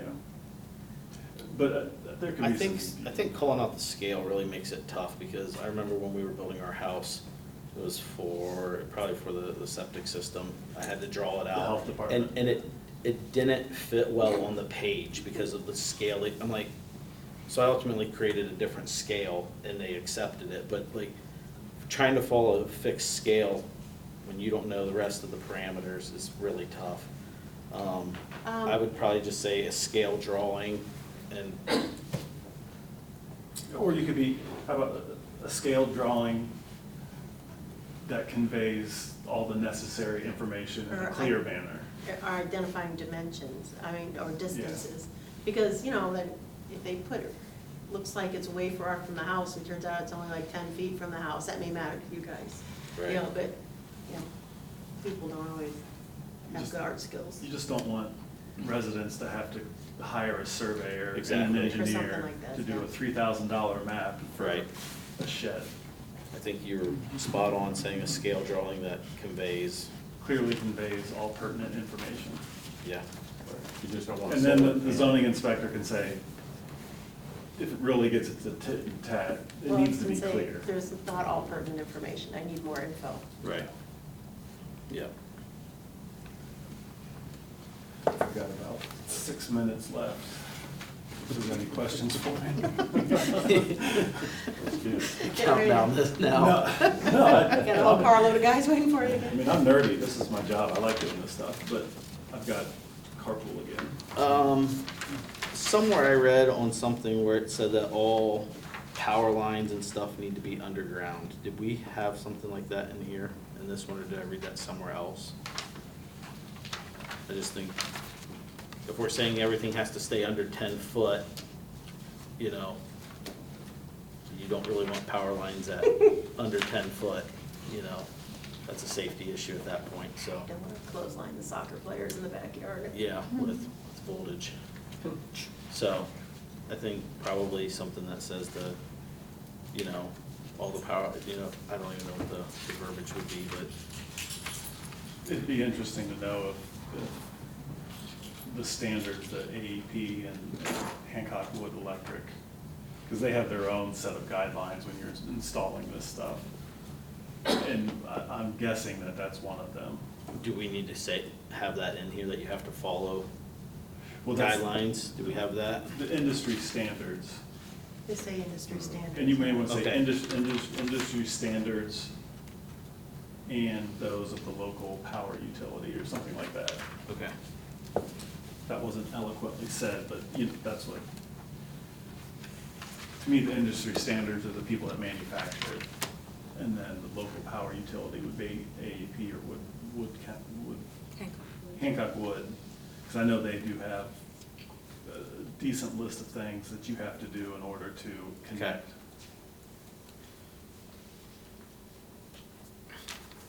Okay. Do we want to look at this from a non-accessory or primary use then? Probably. So you you're saying that first sentence where it says non-accessory is not permitted, that's a bad strategy because you have to allow it. You're allowed to put limitations on it, but you have to allow it. Yep. Reading through this, it gets a little confusing, maybe it's just my brain that works this way. When I get to definitions, these won't be here. These will be stuck up into the Mhm. regular definitions list, so then we're skipping over all that. And before we get to section 22 here, where it says battery storage facilities, that's where we want to put in Principal use. principal uses, yeah. Yep. And we have a definition of that. Are we happy with that definition? I mean, to me, it basically says anything more than 10 kilowatts. It does not say on-site anymore. Because they wouldn't be for these, they could be out in the middle of nowhere. The problem is, or the thing is, I think we need to add in here, not exceeding 50 megawatts. Because that's where we give that nod to the statute that says we can regulate small wind and solar farms. The small solar is 50 megawatts or under. We're not allowed to regulate large. No, that goes to the state, to the Ohio Power Siting Board. And right now, anything, they changed the law about a year ago, actually right at the end of 22, literally, like the 29th of December, they signed this law that said anything up to 5 for wind and up to 50 for solar could be regulated by local groups through zoning. That's where that's regulated. Up until that point, wind up to 5 megawatts and solar up to 50 weren't regulated by anybody. So this is the only place there'll be any ability to regulate is through local zoning. That's that Senate Bill 52. It might be. Okay. I don't know the bill number, but. It is. It's 52. Okay. It is.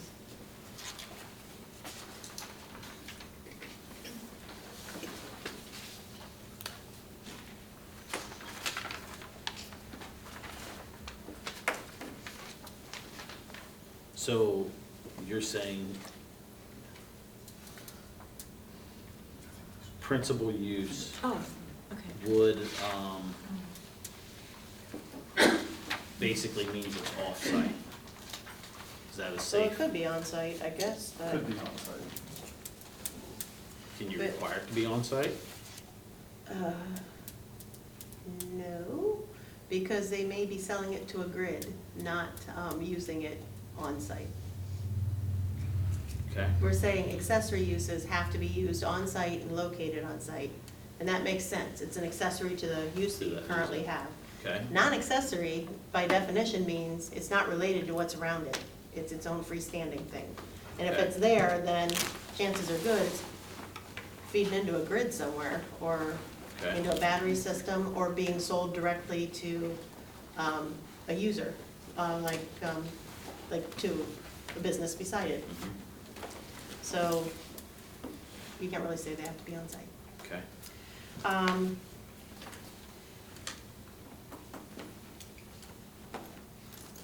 It still has that 10 kilowatts in there though, which has a rated capacity of more than 10 kilowatts. It could have a rated capacity of 1 kilowatt. If it's not an accessory use, it's still a principal use. So I'm not sure that we want to say more than 10 kilowatts, we want to say less than 50 kilowatts. Megawatts, less than 50 megawatts. okay. I see what you're saying.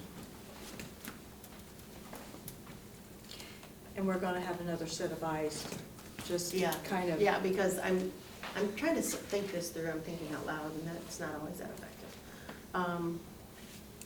Unless you don't want to permit as much as 50.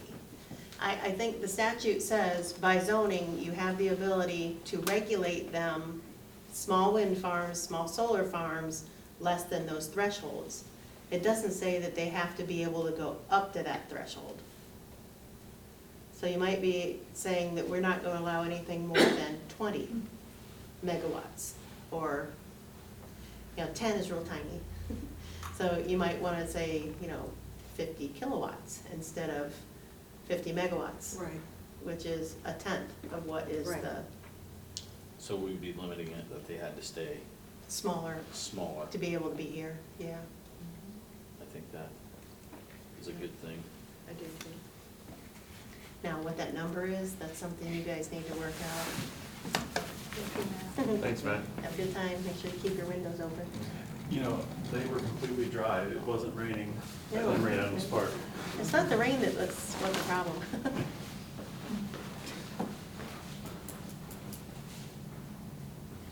Okay.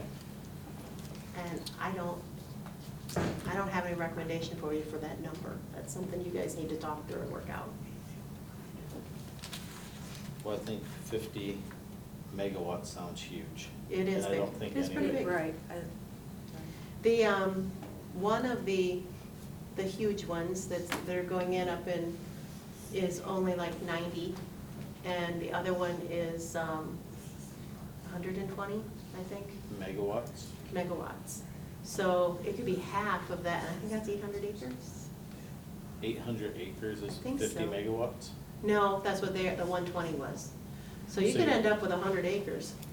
Well, you just said how many acres for the other, 800 for the other one?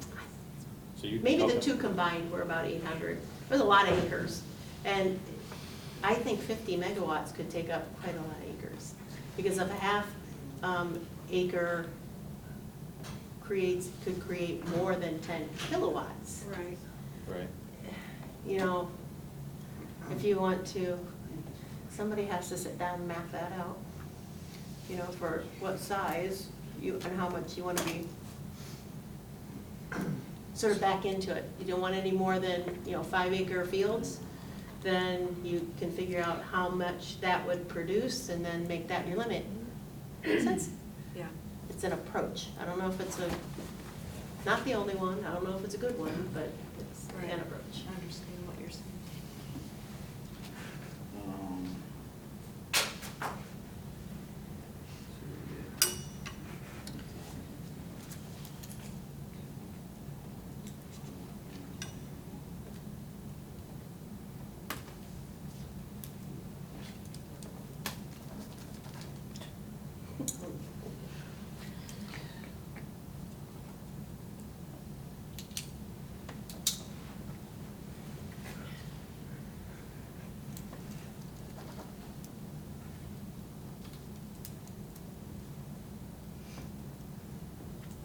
So by my quick public math, 0.02 megawatts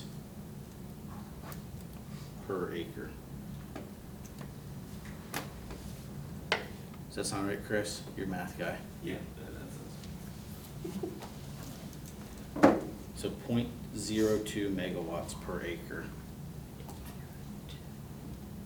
So 10 acres is 0.2 megawatts.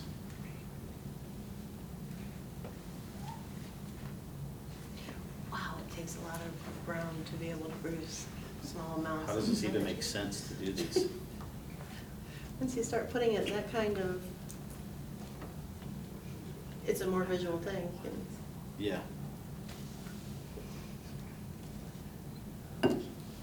So 100 acres is gonna be 2 megawatts. 100 acres needed to make 2 megawatts. Correct? That's something to run past that engineer, because that doesn't seem right. We're double check that. Yeah. So, I mean, could we put it on an acreage rather than on a wattage regulation? I mean, we all understand better what an acre looks right rather than what a megawatt looks like.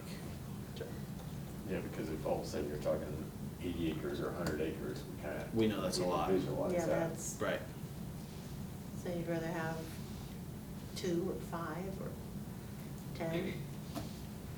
We'll have to discuss, there must be some number. The impossible number. Yeah.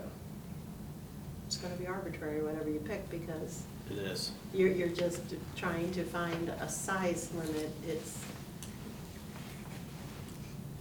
yeah, the basis and the intent that you have down in your first mission statement in the book, though, is to promote the orderly growth and development while still preserving the agricultural aspects of the township. So if you want to limit it to take up less acreage, it makes sense to be able to do that to protect the agricultural properties. Definitely. Yeah, we wouldn't look very good if we turned 1,000 acres over. I don't think anybody wants that to happen. No, No. that goes against our mission statement. Right. So what's an acceptable size? Right. What's your number? I'm putting you on the spot. No, I gotta think about that. That's something I have to think. And what do you talk about, per person, per user? I don't think it's per, well, this would go back into, did you do microgrids? Mhm. Yeah, they could. How do you get around that? Or how do we prevent that is a better way to say that? Limit the distance, they can be close together. Similarly to the way we did it with ponds, that instead of being able to have one big pond, we don't want them having a bunch of smaller ponds, but they have to have a certain distance between each pond. So they can't have more than one pond per parcel, they has to be at least X amount of distance apart. You could say, a principal use solar energy facility couldn't be more than 5 acres, and there can't be more than 2 within a 100-acre span, something to that effect. It's somebody's got to keep track of it, because it's a bit of a formula, but that's one way. I don't know how else you can prevent somebody. I agree with Matt that, the subdivision regs are going to stop them splitting, but if they buy lots of parcels that aren't split off of the others, Right. they could really stack them up. Right.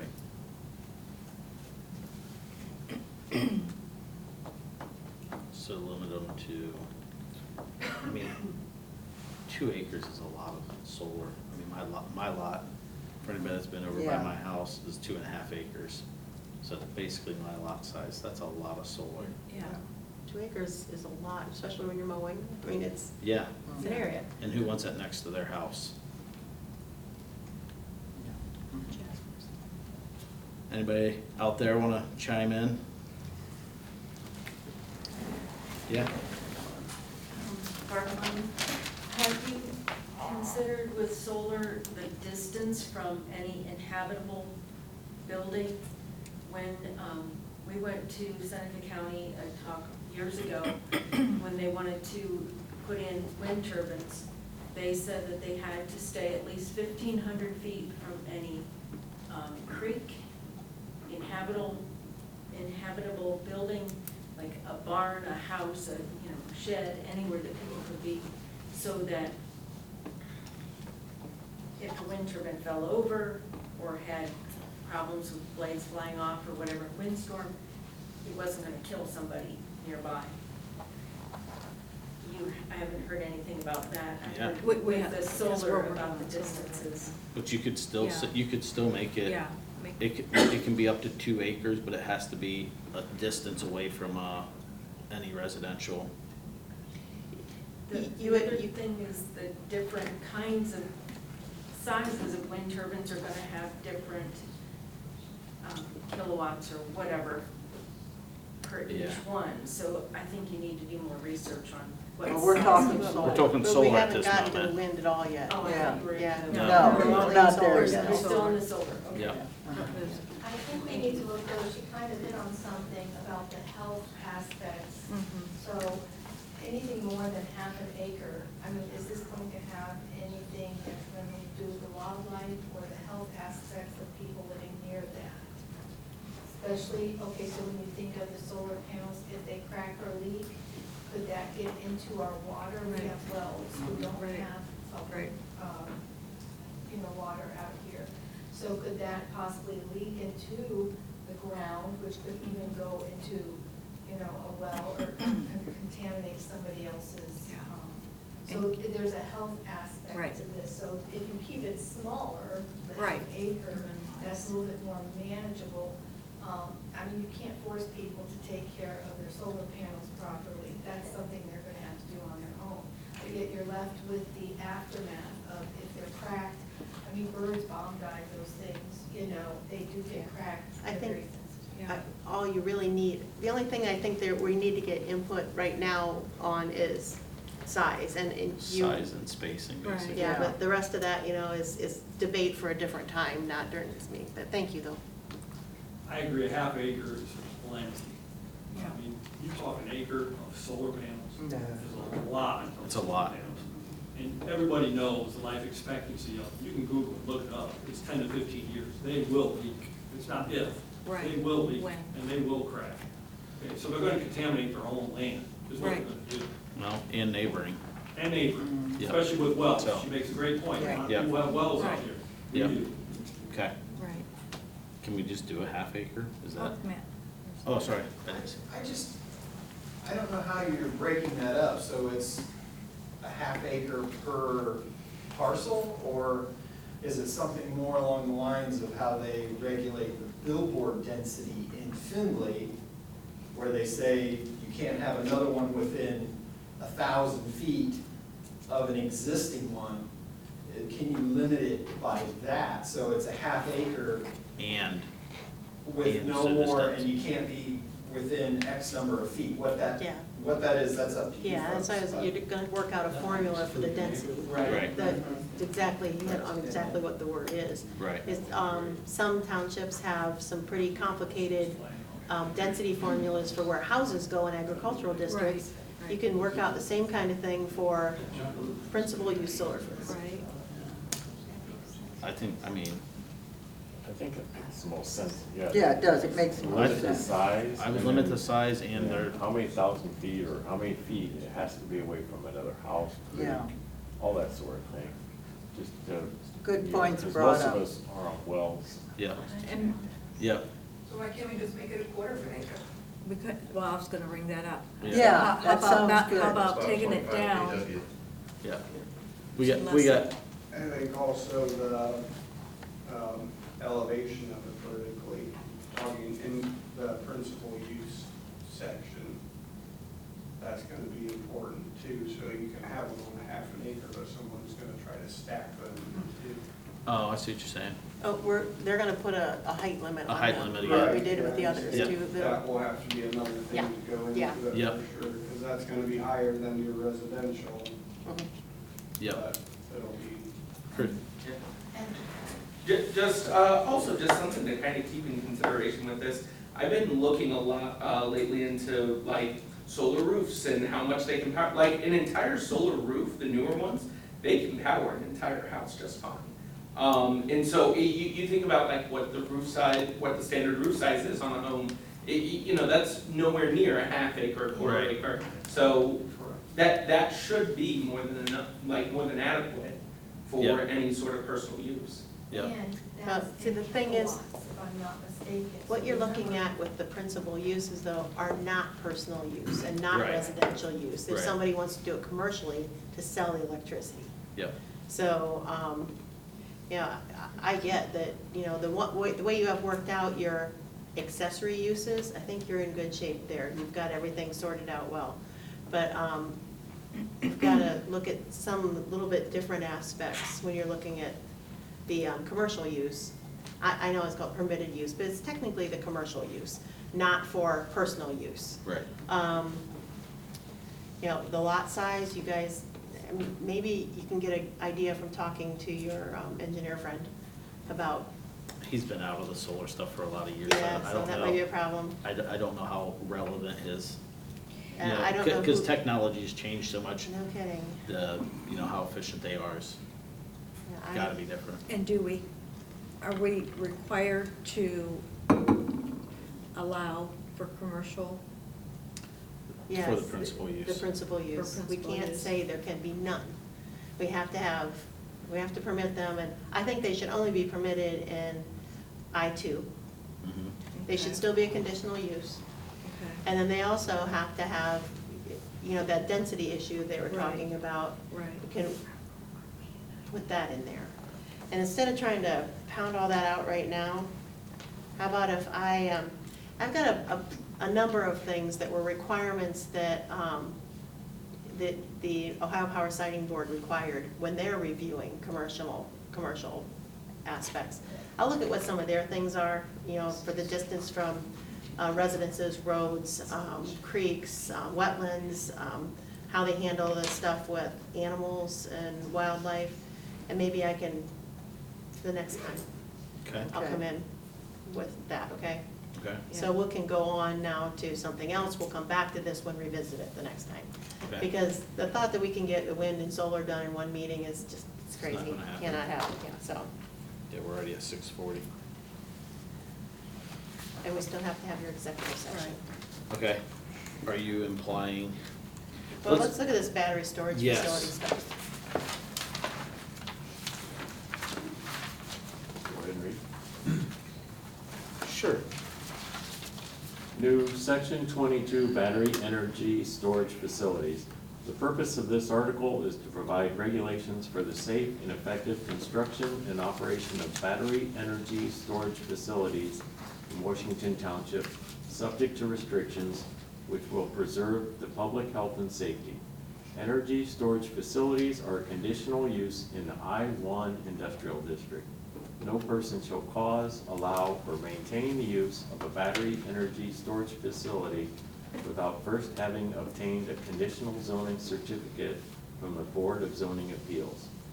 Application for a conditional zoning certificate shall be submitted to the zoning inspector and forwarded to the Board of Zoning Appeals. Required setbacks. The minimum setback from any property line shall be 1,000 feet for a non-accessory battery energy storage facility. Definitions. Accessory battery energy storage facility. A system used to store electrical energy as chemical energy and convert it back to electrical energy as needed. A facility is considered an accessory battery energy storage facility only if it supplies electrical or thermal power solely for on-site use. Accessory battery energy storage facilities must have, maybe have. Must have, I think, Get rid of yeah, all. cross that out, that's, Accessory battery energy storage facilities must have a rated capacity of 10 kilowatts or less to be considered accessory use. Non-accessory battery energy storage facility. A system used to store electrical energy as chemical energy and convert it back to electrical energy. A facility is considered a non-accessory battery energy storage facility if it supplies electrical or thermal power solely for off-site use. Non-accessory battery energy storage facilities have a rated capacity of more than 10 kilowatts.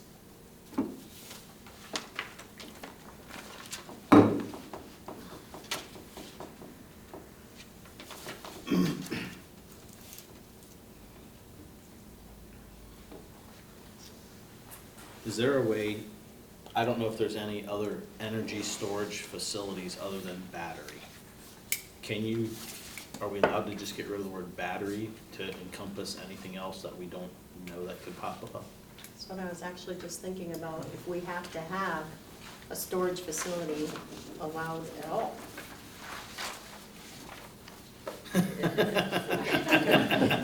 okay. They're bringing hydrogen next, you know that, right? That's what I'm also tied into the city a lot, and that's what they're already heading towards. They want to be an energy sector in your backyard here, because you're not zoned. Right. So if we They want to bring in did, hydrogen, so you're right, you better say energy, not battery. Correct? that was quick, guys, well done. If we made it just energy storage facility, in your mind, that encompasses Hydrogen? should, but that's the attorney. Right. Don't look at me, ask an engineer. Not an attorney thing. Energy storage, yes. That would cover Just, everything, even the okay, future cross stuff. out battery, Every right. time battery's listed, just. Take battery out and just And energy another storage thing to facility. point out, don't say no more than, Right. or greater than, always say less than. No, we can't do that, because that's the differentiation between non-accessory and accessory. Because Is we may there a go- way to put a limit on it? They can only go up to 50, and then they get hooked by the power sighting board. Is there a way we're allowed to limit it even lower than that? You could, Well, just like you want to do with the Right. the other, yeah.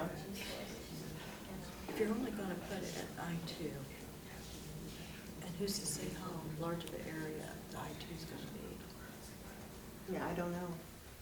Yeah. That's a good point. Realistically speaking, you're probably not going to make half of your township I-2. Right. No. Mm-mm. So that may of it. However, there's always the possibility for the request for someone who wants to build this kind of facility to come in and ask for a rezoning to have agricultural or residential, or whatever it's currently zoned, changed to an I-2. The thing is, although people who don't win always complain about this, they do not, nobody has a right to a rezoning. If they come in and request a rezoning and you say no, as long as it fits with your comprehensive plan, then they can try, appealing and suing and whatever, but they're not gonna get very far. The other thing is, if you do rezone, there is written into the code, not our code here, but into the state code, that the residents of the township have the ability to pass a petition, which we have some good petition passers in your township. If they can get signatures of, I think it's 15% of those who voted in the last governor's election, it forces that zoning change to be put on the ballot, and it can be voted down. Okay. And I've only ever had that happen once, but it did happen. In Washington Township, they rezoned to allow for soccer fields, and people around there didn't want it, and they put it on the ballot and voted it down. So it can happen. Soccer fields, huh? Wow. Yeah, I think Those sound they, nice at this point. yeah, I think they're thinking we'd rather have I would soccer like, I was fields gonna say, I would like Yeah. for that to be my most serious problem, Yeah. is a Yeah. soccer field. now. This was 25 years ago, it was Okay. popular. So there is some safeguards for that. And when you're doing your map itself, which we didn't get to tonight, you'll do two maps. You'll do one that is what you are actually zoning, and these are the districts that will be voted on, and they will be the actual map. The other one is your comprehensive future plan map, where you sort of do the, it can have overlaps of districts that we think this area here is either gonna go industrial or it's gonna go business, and you do some overlaying. And then when people come along, but right now it's agricultural. And if somebody comes along and says, I want this changed to, residential, you're gonna look at it and go, you could deny that and say, this is, because we think the growth is gonna happen here. And if we put residential there, you're gonna end up with a problem someday with your residential development surrounded by a bunch of industrial stuff. Or if you have something pegged that you think will someday be residential, that you think is where subdivisions will go to be able to expand the area, or where more residences will want to build, somebody comes along and wants to change it to I-2, well, you're looking at it going, no, because if we already have it planned here that if we do I-2 here, it's gonna mess up all these other possible things. It's a good reason to say no. That's why you need that future, and that goes to any other boards that come along, they'll be able to see that and know what the thought process was. That can be amended and changed if they start seeing things differently. Nothing that you do is written in stone, it's all a living document. There are procedures and hearings and different steps to go through to make changes, but it can be changed. So what you're doing is setting the baseline and the projected what you think it's gonna be.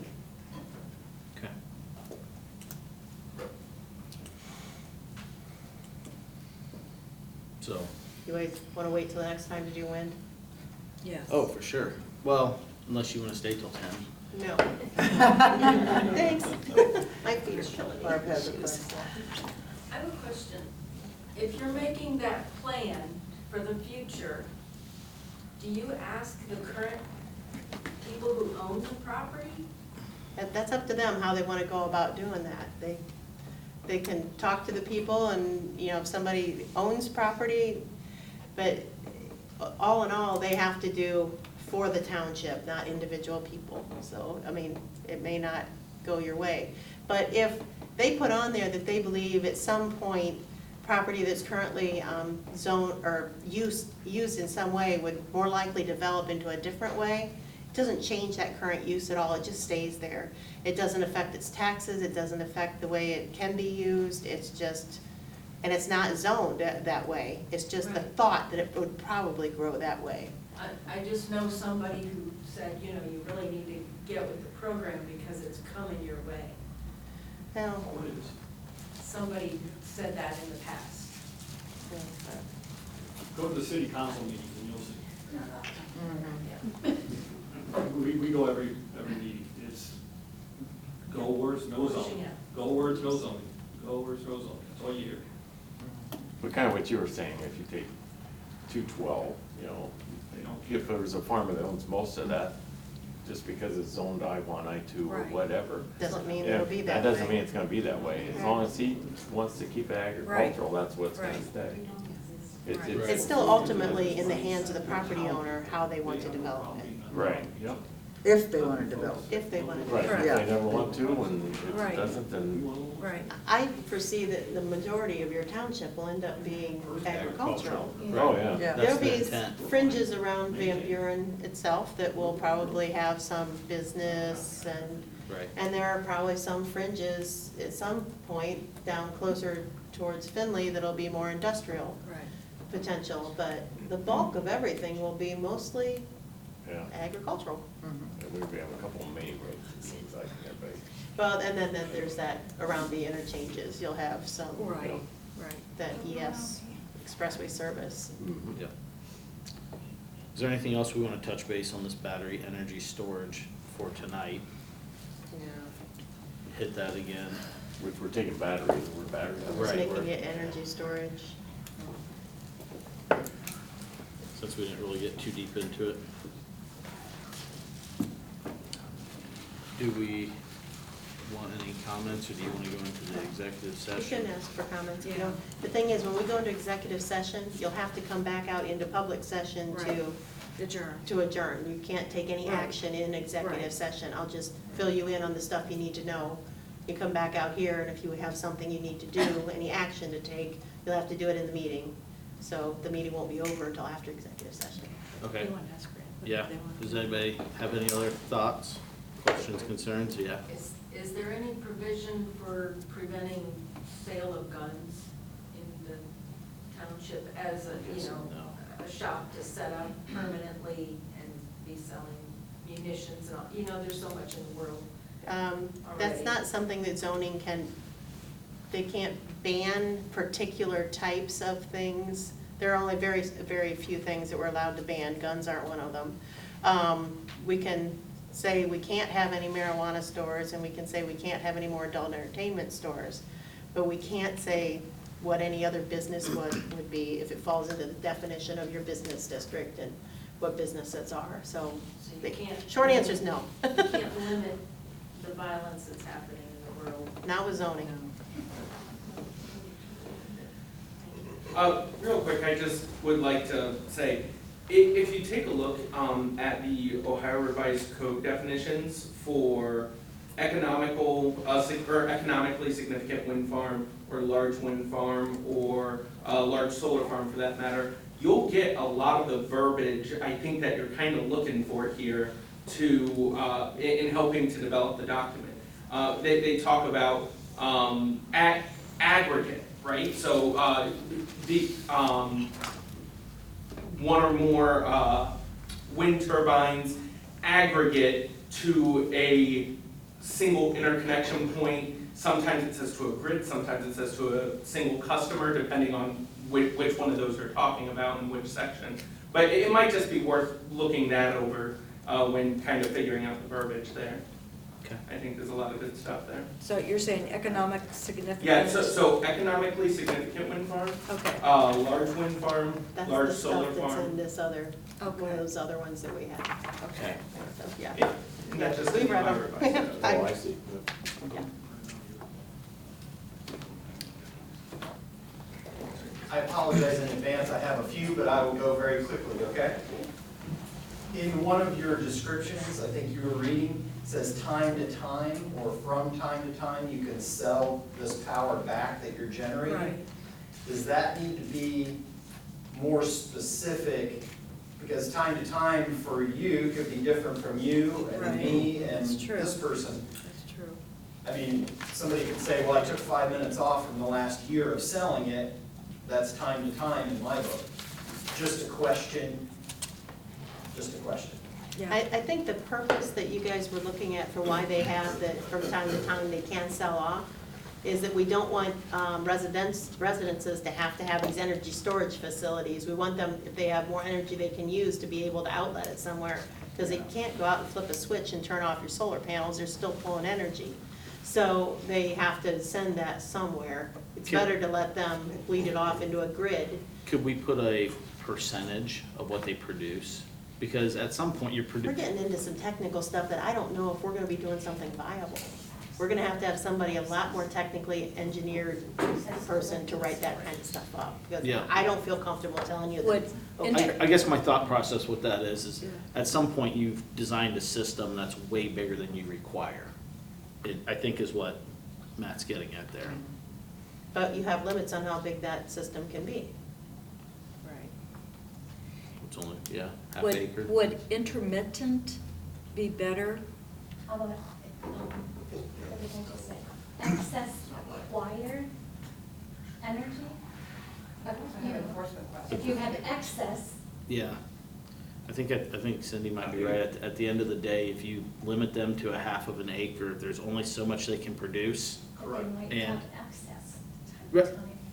And they're allowed to sell that back. Yeah. Yeah, we want that, we want that. But at the end of the day, if they only have a half acre, they can't produce Or less. a half acre or less, they can't produce enough to power the city of Findlay. They're not going to be selling mass quantities But back. if they have excess. They'll be they can allowed to sell it. back. Yeah. Yeah. Instead of time to time, excess energy. Okay. But we Yeah, don't that want the makes sense. excess to be required for them to have a storage facility for it, because the battery storages are inherently a real problem. Yeah. And I think they're super Dangerous. expensive, and we don't want them sitting all over the place. Right. So it might be better to allow them to sell off the excess as opposed to requiring them to Right. store it on site. I mean, Yeah. none of this is the perfect world. There's things that we're not gonna like about it because it's just something that's not good to have around exactly, but, you know, the things you have to regulate. They're not good, they're not bad, but they have issues, and you Yeah. have to decide which way you wanna go with them. Yep. I feel like I'm talking in circles. Okay, hopefully this one will go quicker. When we were talking about storage facilities and getting rid of just batteries Right. because of hydrogen, I don't know that, and maybe you know, does hydrogen energy, does that convert to megawatts, kilowatts? Or do we need to put something in there instead of maybe the megawatt equivalent or something along those lines? Because I don't know if it converts. I I'm don't asking the either. question.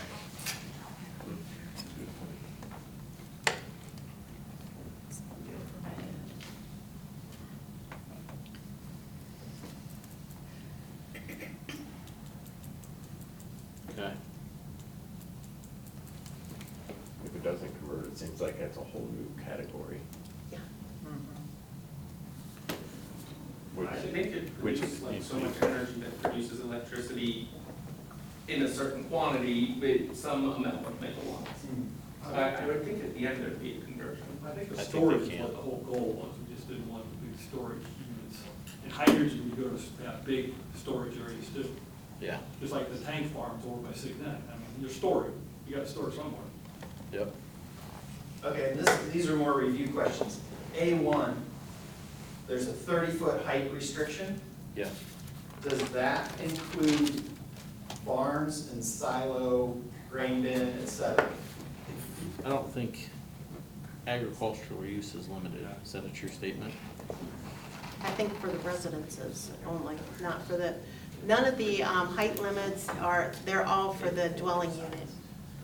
For dwellings, not They're for, for dwelling not for unit, not for the agricultural. Just making sure it was a little confusing. Yep, Sound, you already addressed sound.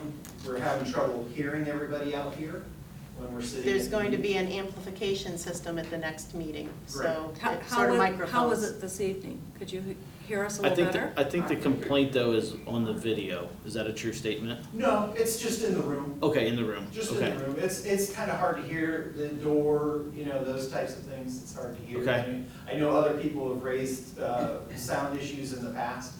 Okay. In these meetings. Yep. And then, That's I what, think so. that's what I wanted to know. Was it better? Was it better today? I think it was. I think it's a little bit, I Okay. don't know about better, but it. I mean, You guys could hear I okay? could tell, you were louder. Yeah, I was trying to be. You were Okay. louder, so I was hoping that that would translate to being better. Any more, Matt? last one, I promise.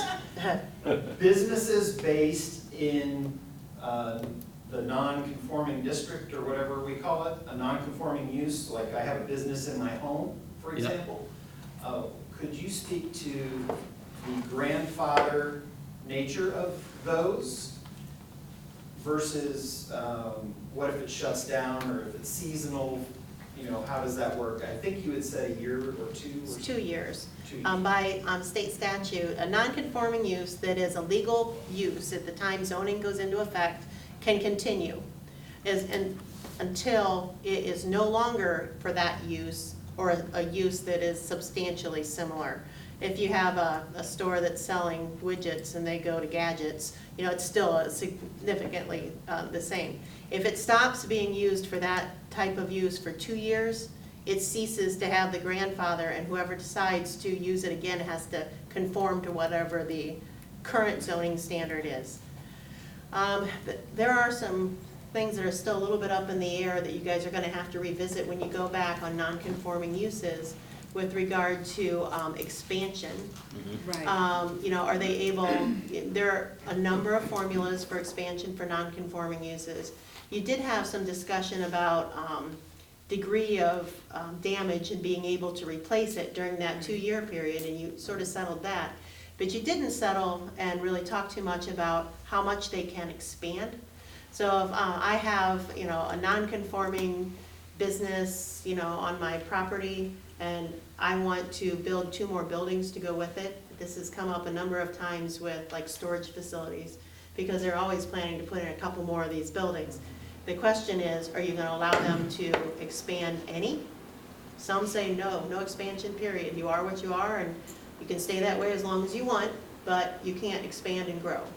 Others say you can expand to the extent that you don't leave your lot. You know, you can, if you have room to put on 2 more and still have your setbacks and everything, go ahead. And others say a percentage, you know, that you have X amount of ground coverage now, you can only expand 25% more. So you have to come up with some kind of formula, so anybody who is non-conforming, they know where they stand for the ability to grow or change or whatever. If it is, the first, for instance, where you said it is what it is, and if someone says, is there a way to appeal that? Because I could see maybe some things might be able to go before a board and say, okay, I'm gonna expand, but as you can see, what I've got here so far, and this, that, and the other, it's not, do they have an out, or is?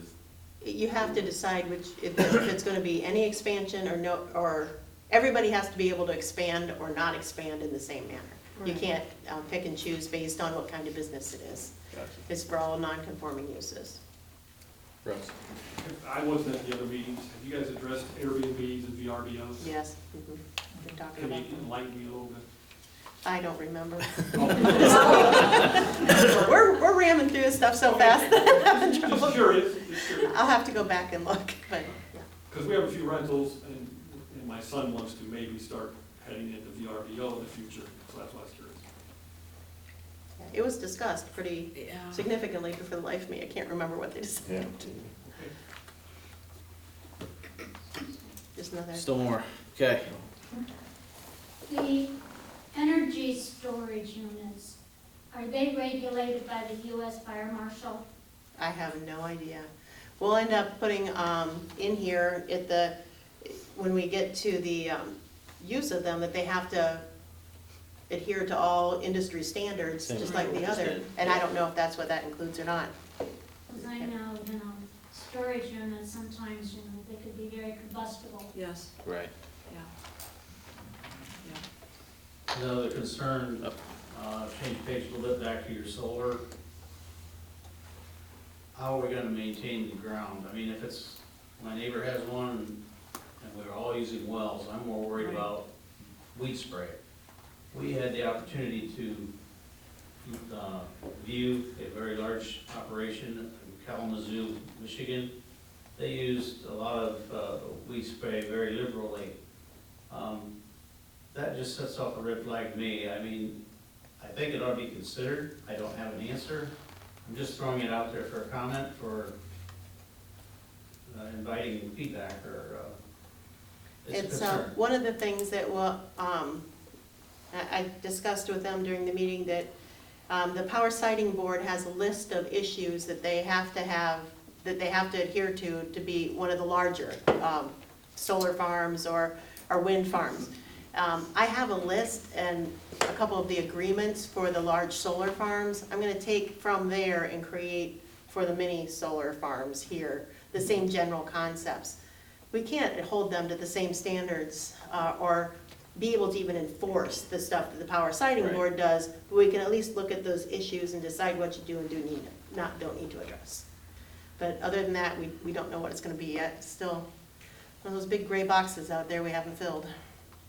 Will there be some leniency for somebody that's an individual that experiments? For a guy that does his DIY and this thing's an experiment and then it goes away in a couple of years? Probably not. They still have to adhere to the same rules, even if you're DIYing, than anybody else. If you're having somebody else do your construction or whatever, you still have to follow the same standards that are in the zoning code. Okay. There's a gentleman back Eric? here that had his hand. I was gonna say, I just Googled that, as far as solar, seems 10 acres required for 1 megawatt. So for a 50 megawatt solar field, that's 500 acres. So, say the 10 acres, 10 acres required for 1 megawatt. Okay. And it was in several places. So that's for a 50 megawatt solar field, that's 500 acres. So a half acre would be like 50 kW, so 50 kilowatts. That's a lot, still. It's probably two to 5 homes. But I'm not an expert in that area, but it's, Yeah. the math is simple. the 10 acres for 1 megawatt's very helpful, I think. Yeah, it is. So, Yep. thank you. Sure. Anybody else? All right. Executive meeting, or whatever you call it. Yeah. Somebody will have to make a motion to go into executive session to discuss pending litigation. Okay. And then you'll need a roll call vote of the board members to go into executive session. Well, I move that we move to executive session for conversation of pending litigation. Did I say that correctly? I second that.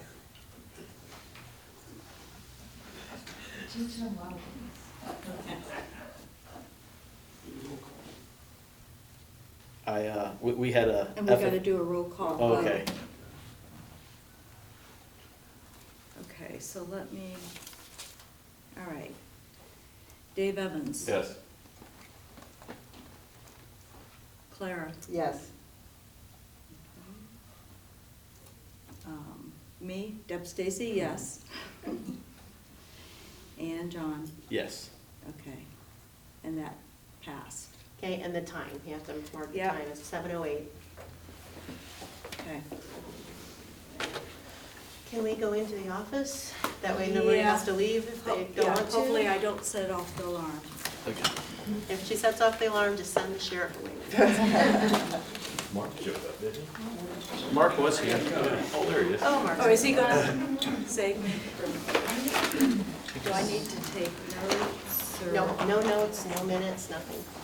And you can't talk about what happens in executive I session. know. I Do know we, that. we don't, do we even need to take notepad? No notepads. Okay. Okay. I am. Don't anybody, Okay. Is that 7:45? Is it I have 7:41. 7:41? Okay. So you need to move to You need a exit. motion to come out of executive session at 7:41. Okay. No immediate action to be Okay. taken. I move to come out of executive session at 7:41 with no immediate action taken. Okay. I'll second it. Dave, second. And you don't need roll call. I don't. Do I need to just, Just a vote. okay, does, All in favor, say all in aye. favor say aye? aye. Okay, it passed.